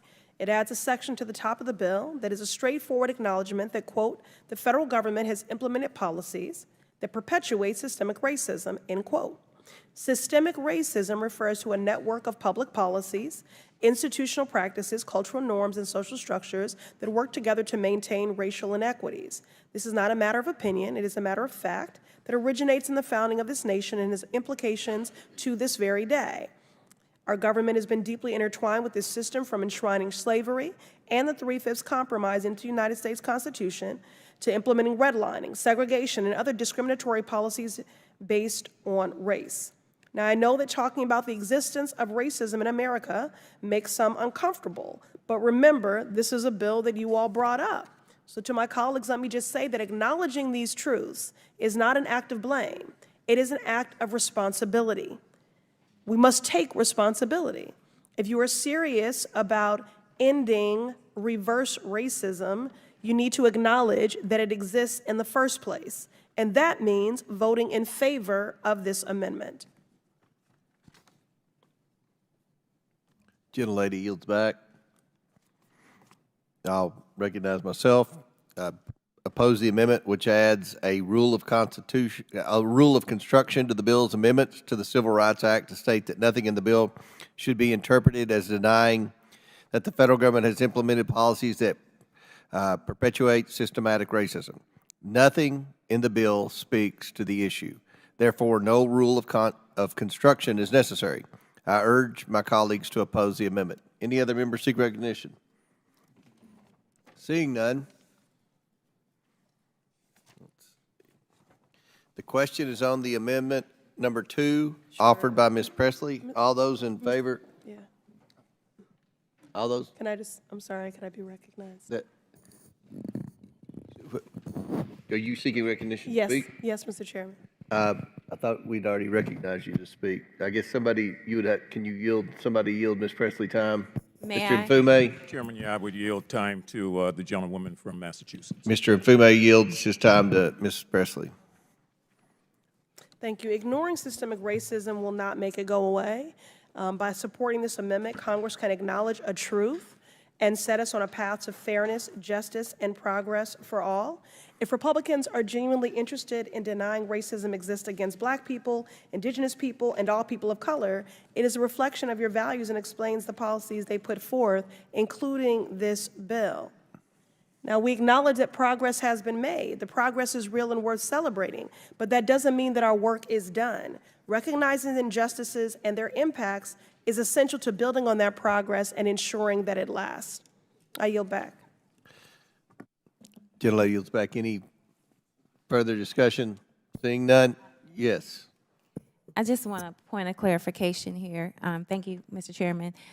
We are addressing, this bill is being proposed to address reverse racism, yet we're not willing to acknowledge racism. Would just a point? What are you doing here? I'm asking for But clarification. If the bill that, the amendment that Ms. Presley is proposing suggests that we just simply acknowledge that racism exists, and the fundamental point of your legislation is to deal with reverse racism, then I should ask you, what are we doing here? I would assume you're asking Ms. Presley the question. No, I'm asking you. Did you might as well ask Ms. Presley the question? Well, maybe I should ask the author of this legislation, Mr. Cloud. Yes, ma'am, I apologize, I was reading. Okay, just trying to get clarity here. If we cannot agree that racism exists, but this legislation you're proposing is to deal with reverse racism, why are we here?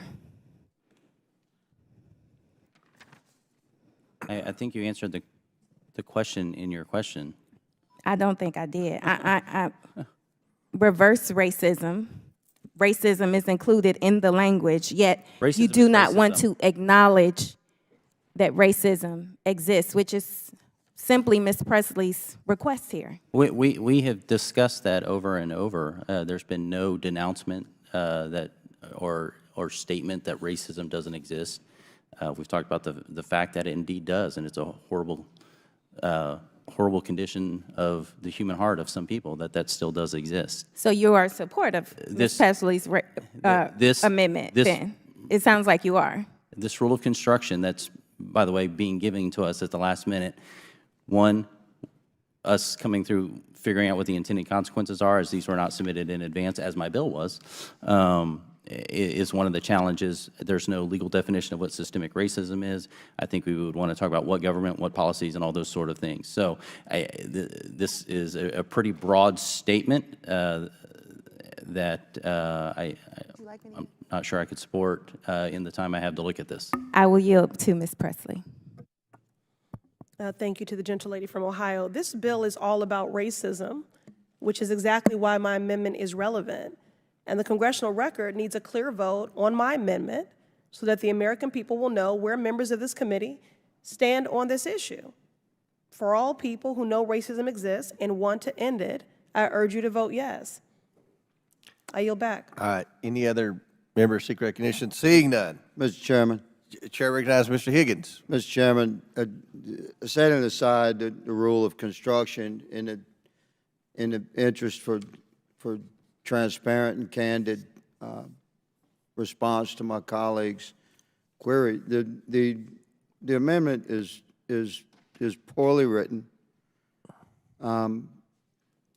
It uses past tense and current tense on the same subject matter without indicating a shift in time. You're not just saying in a statement that we acknowledge that racism is a part of human nature and exists as part of the human construct. Of course, the corruption is born of the heart of man, not the mechanisms of man. Every one of us would recognize that racism exists throughout human history, in every culture, in every land. The sun never sets, nor has it, on some manifestation of racism throughout the history of man. Yes, there you go. Statement in the Oversight Committee, part of the historical record now.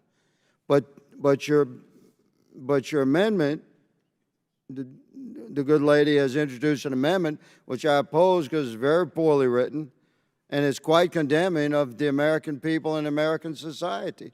What her amendment is saying is that prior acts of our nation and our forefathers before us have perpetuated systemic racism that currently exists in our country. You're asking us to say that America is systemically racist. And that's not the same as saying that just admit that racism exists, which is what you're stating when you discuss this, but in writ, it's quite different. So I oppose the amendment. Appreciate the effort, but no. Any other members seek recognition? Mr. Raskin. Thank you, Mr. Chairman. It's a fascinating colloquy now, and I wanted to just suggest one thought for Mr. Higgins. I actually think this is a very well-written amendment. It says, nothing in this act shall be construed to deny that the federal government has implemented policies that perpetuate systemic racism. And I'll give you one good example, Mr. Higgins. I think it doesn't say has implemented policies that have perpetuated systemic racism, nor does it say has implemented policies that have perpetuated racism. It identifies systemic racism. Can I give you past tense versus current? I'm happy to have inaudibly yielded to you on that point, but let me just reclaim my time for 1 sec, because I want to suggest a really excellent book for people who are interested in just this question of how the federal government itself has implemented policies that indeed perpetuate, in the present tense, systemic racism. The book is called The Color of Law, A Forgotten History of How Our Government Segregated America. And it's about federal housing policy and the FHA and veterans policy, all of which deliberately segregated America and deliberately gave certain kinds of benefits to whites that were not available to blacks, and then deliberately and consciously redlined areas. I read it, I think, about, 6 or 7 years ago, so but forgive me for not being able to detail more precisely what it's talking about. But the author, Richard Rothstein, explains how federal housing policies in the 1940s and 50s explicitly mandated segregation and destroyed the capacity of African-American families to be in integrated neighborhoods and of white families to be in integrated neighborhoods. That was a deliberate policy. So, I mean, it would be nice to believe that when the 13th Amendment was adopted and slavery was abolished and the 14th Amendment was passed, that everything was okay. There was an effort in the Reconstruction, and again with the radical Republicans' efforts to transfer resources to the recently freed population, to lift people up who had been downtrodden by law for centuries, but then Reconstruction was undone. And we got into Jim Crow and poll taxes, literacy tests, grandfather clauses, and the whole system of inequality in the law, which lasted at least up until the Civil Rights Act of 1964 and the Voting Rights Act of 1965, but it didn't end there either. And so there's a real history to it, and I think that's what makes all of these issues so difficult. And I know that there is a theory which is, well, let's not focus on it, let's wave a magic wand and say everything's okay, as opposed to continuing to engage in inclusive and open efforts to redress the injuries of the past and to move forward. And look, I agree with people who think that, bureaucracies are awkward. All bureaucracies are awkward. There's no doubt about that. Everybody finds bureaucracy awkward, but what the process we've been going through as a country is far better than what we've seen in other places in the world, like racial stratification and violence and tribal violence and apartheid and all of those things. So this is what we get in the greatest multiracial, multicultural, multi-ethnic constitutional democracy, efforts to be conscious of the past and to move forward. So I like Ms. Presley's amendment. I think it's actually very well worded, and I definitely plan to vote for it, and I'm happy to yield. Will the And I will yield to the author of the amendment. To my colleagues, let me just reiterate again that acknowledging these truths is not an act of blame. This is not a blame amendment. It's just simply an act of responsibility. So let's take the responsibility. Any other members seek recognition? Seeing none. Sorry, Mr. Yes. Chairman. Have you already been recognized, Ms. Stansbury, on this amendment? Not on this Okay. amendment, no, Mr. I recognize Chairman. Ms. Stansbury for 5 minutes. Thank you. I don't want to beat a dead horse, but I do have to say that I could not have imagined that I would be debating the existence of racism this morning. I did not have that on my bingo card. But I just want to point out the irony of the debate that we're having right now, because there's been some discussion again this morning about free speech. And when you read the actual underlying bill as it is introduced, the bill is seeking to essentially make it illegal for the federal government and federal employees to discuss racism in the workplace. And so the irony is we're having a conversation here in the committee room that would probably be prohibited by the bill itself. That's what the bill is trying to stop, is having these kinds of conversations. Will the So gentlelady I just yield? want to point that out, and I yield back. Will the gentlelady yield? No, he was asking. I think I have time, actually. Chairman, do I have time? Yes. I recognize Mr. Cloud. That's a misstatement, while maybe well-intended. What this does say is that if you're a federal contractor, you cannot force your employees to attend DEI training. You can't make them sign a paper that says that they recognize that they are from a privileged race, or all these things are happening. It does not prohibit a discussion about people. The freedom of speech will still exist at companies all over the place, will still exist at contractors, at any organization getting a grant. So I think you're overstating what this bill does in that regard. Okay, gentlemen, would you allow me a moment, yield me a moment for me to read the language of the bill? Sure. Okay. Multiple places in the bill specifically makes it illegal for the federal government to enter into agreements, to provide grant funding, to otherwise engage with public, private, or nonprofit entities that do the following, and this is the exact language. maintain an office relating to diversity, equity, or inclusion, maintaining or employing a chief diversity officer or substantially similar officer, developing, implementing, distributing, publishing, or purchasing a training course relating to diversity, equity, inclusion, or accessibility, which is folks with disabilities, critical theory relating to race or gender. You're not even allowed to talk about intersectionality, folks, sexual orientation or gender identity. I'll take back my time. But that's what the bill actually says, you guys. The It key says it provision was the multiple first places. part. The key provision was the first part. No taxpayer funds will go to. It does not prohibit those things from happening. If you own a business and you want to have a DEI office, you can have a DEI office. But we're not going to make the American taxpayer pay for it. That's simply what it says. Not funding something is not prohibiting something. All right. Now we're ready to vote. Good deal. The question is on the amendment number 2 offered by Ms. Presley. All those in favor signify by saying aye. Aye. All those opposed signify by saying no. No. Request a recorded vote. In the opinion of the chair, a recorded vote has been requested by Ms. Presley. As previously announced, further proceedings on the question will be postponed. For what purpose does Ms. Presley seek recognition? You seek more recognition? Oh, we're done. Good deal.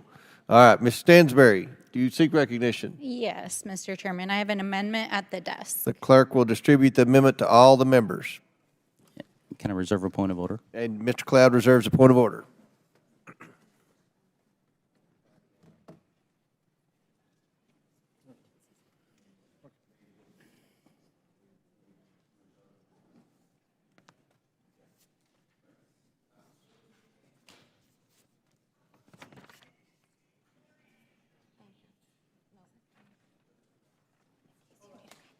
Okay, thank you.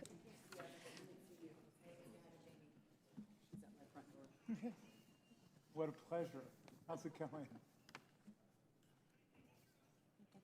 Are you canvassing for Lauren Boebert right now? It looks like you're not going to enjoy it.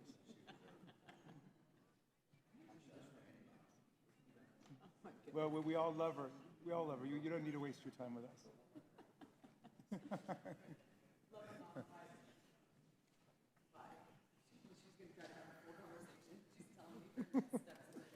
We should beam her in to talk about diversity, equity, and inclusion.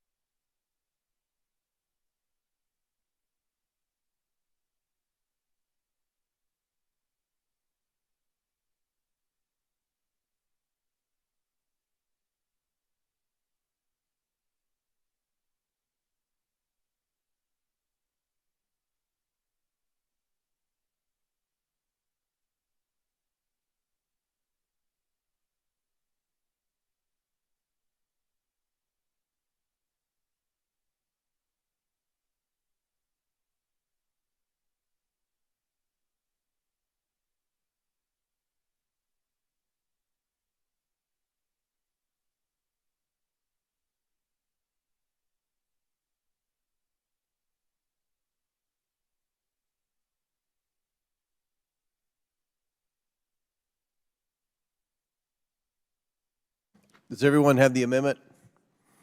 The clerk will designate the amendment. Amendment to the amendment in the nature of a substitute to H.R. 8076 as offered by Ms. Stansberry of New Mexico. Without objection, the amendment is considered as read. Mr. Cloud reserved a point of order.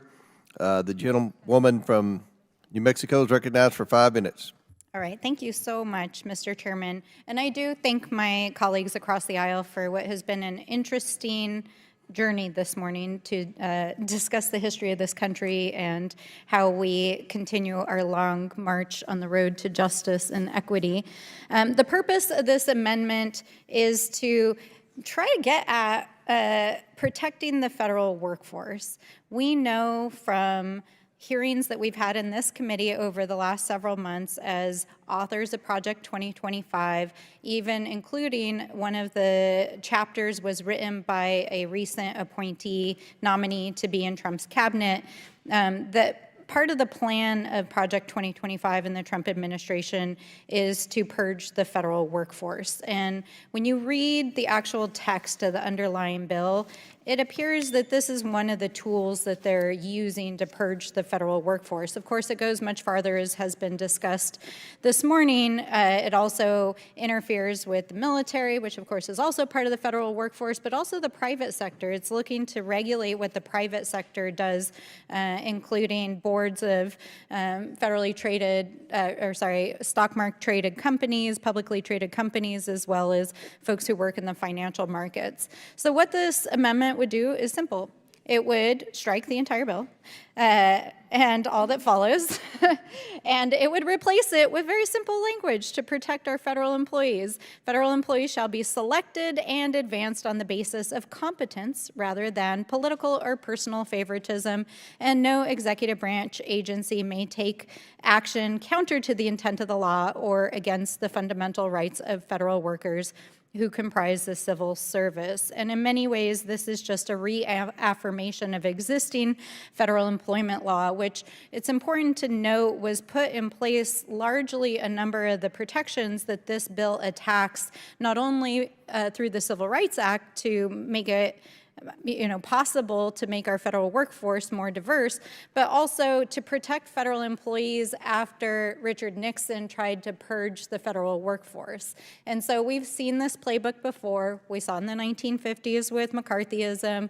We saw it during Nixon's tenure in the White House when he tried to purge the federal workforce. This is like a reboot.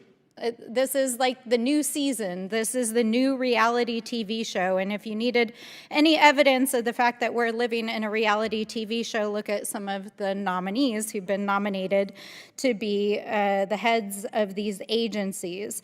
So, we just want to make sure we're protecting the federal workforce and that our reality TV cabinet secretaries don't go after them. And that's what this amendment is all about.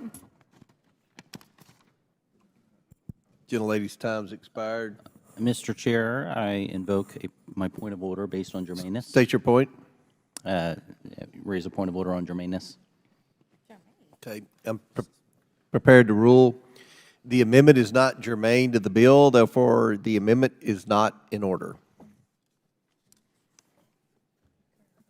For what purpose does Mr. Frost seek recognition? Mr. Chairman, I have an amendment at the desk. The clerk will distribute the amendment to all members.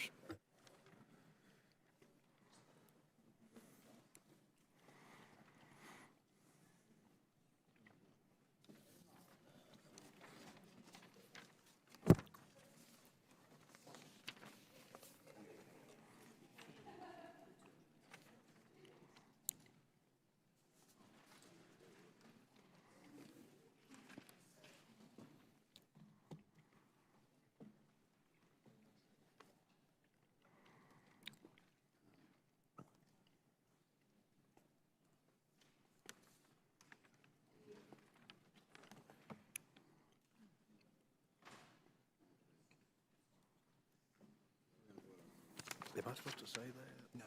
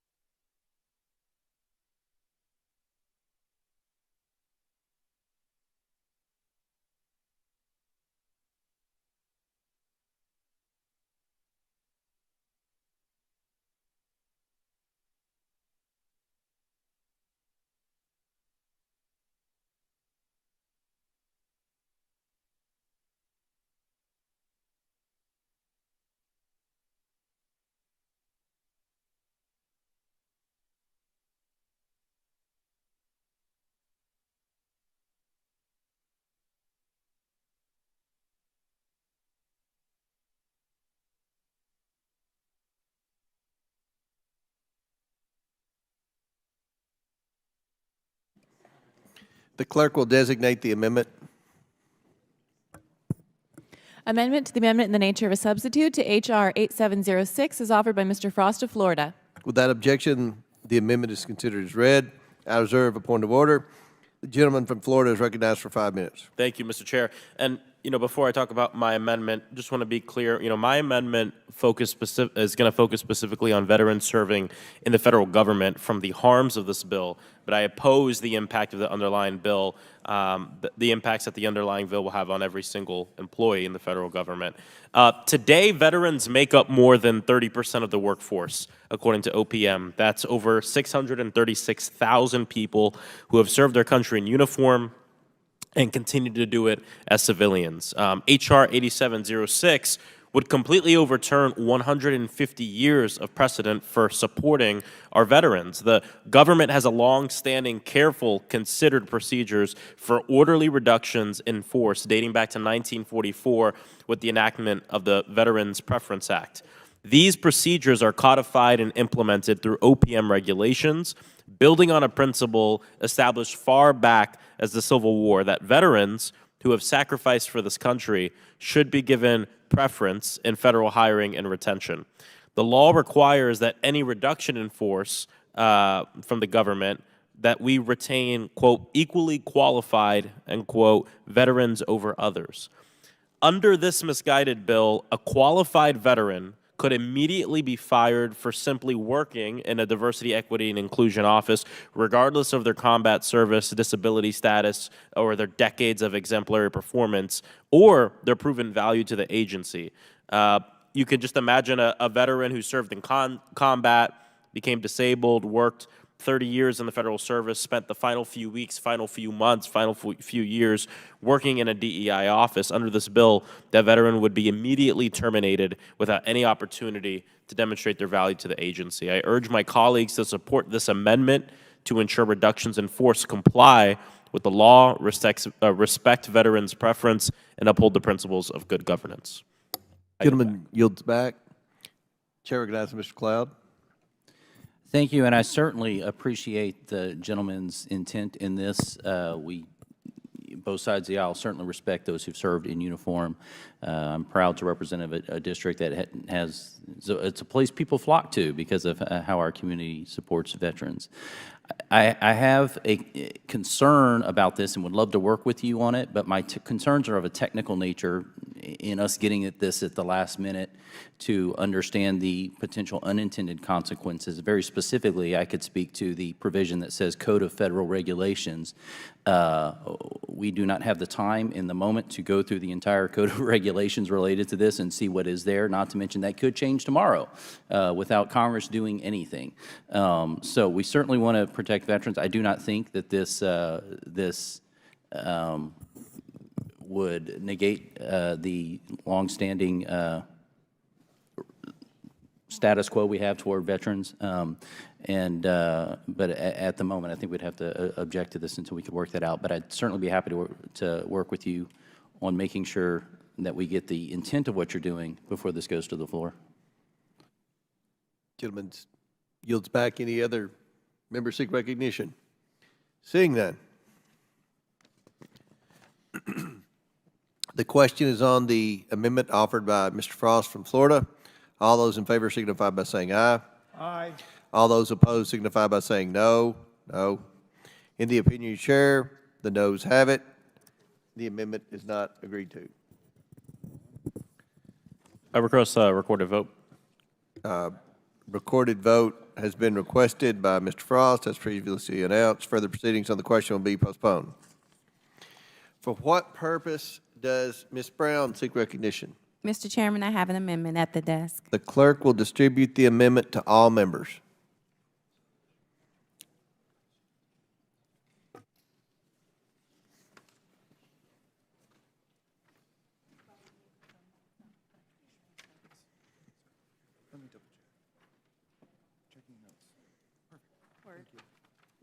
Yes.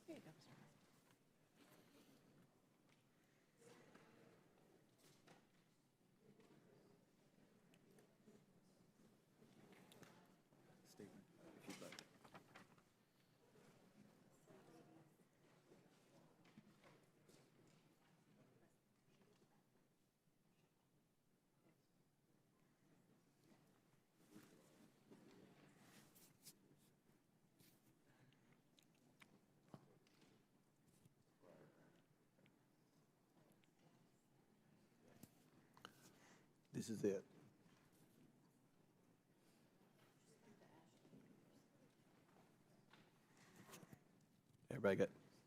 Everybody have the amendment? The clerk will designate the amendment. Amendment to the amendment in the nature of a substitute to H.R. 8706 is offered by Ms. Brown of Ohio. Without objection, the amendment is considered as read. I reserve a point of order. The gentlewoman is recognized for 5 minutes to explain the amendment. Thank you, Mr. Chairman. This bill completely contradicts the vision and principles of this nation and would erode the federal government's enforcement of non-discrimination protections in communities that are uniquely underserved. It will strip the federal government of a workforce focused on the mission of their agency and ensuring an inclusive, positive, and safe workplace for all employees. And to make matters worse, it would force federal agencies to close down all federal offices that operate diversity, equity, and inclusion programs, fire employees who work in those positions, and prevent them from finding a new job elsewhere in the federal government. My amendment would ensure any employee or contractor from an underserved community in danger of getting removed from federal service is afforded appropriate opportunities to remain in federal service pursuant with current federal law. On February 16, 2023, President Biden issued an executive order that sought to build a federal workforce that reflects the fabric of our nation and deliver resources and benefits to the American people consistent with the needs of the public.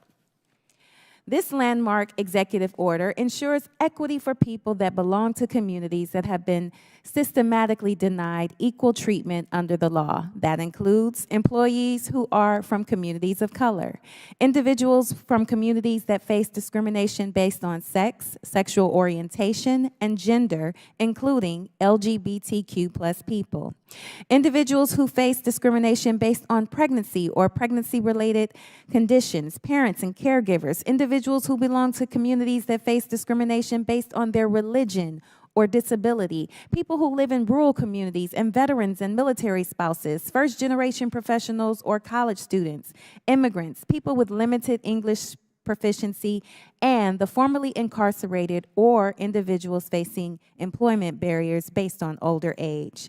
The people who fall under these categories are your friends, your neighbors. They are also federal employees. H.R. 8706 would fire people simply because they had the misfortune to work at an office that our majority doesn't like. The bill as written would mean that a pregnant woman who is already likely to face persistent discrimination in the workplace would be fired simply on the basis that they worked for a federal or contracting office that supports diversity, equity, and inclusion activities. It would mean that a person who lives in a rural town would be let go with no possibility of reassignment just because they worked in a diversity, equity, and inclusion office. It would eradicate positions for people with disabilities who currently work in these programs, regardless of their level in the office, who are making progress towards Equal Employment Opportunity Commission's rules to make up 12% of the federal workforce. I ask unanimous consent to enter into the record a letter from the Disability Rights Education and Defense Fund stating its concerns with H.R. 8706 and its potential effect on federal workers with disabilities and broader disability community. Without objection, so ordered. Thank you. It would allow the firing of LGBTQ+ people for the sole reason that they took a position that upholds a mission of building a federal workforce that reflects the communities it serves. And it would coldly fire veterans and their spouses who make up more than 30% of all federal employees with no possibility of reassignment because they want to continue serving their country in a different capacity. This legislation would provide a chilling downstream effect across federal agencies in all offices and federal workers across all levels of government.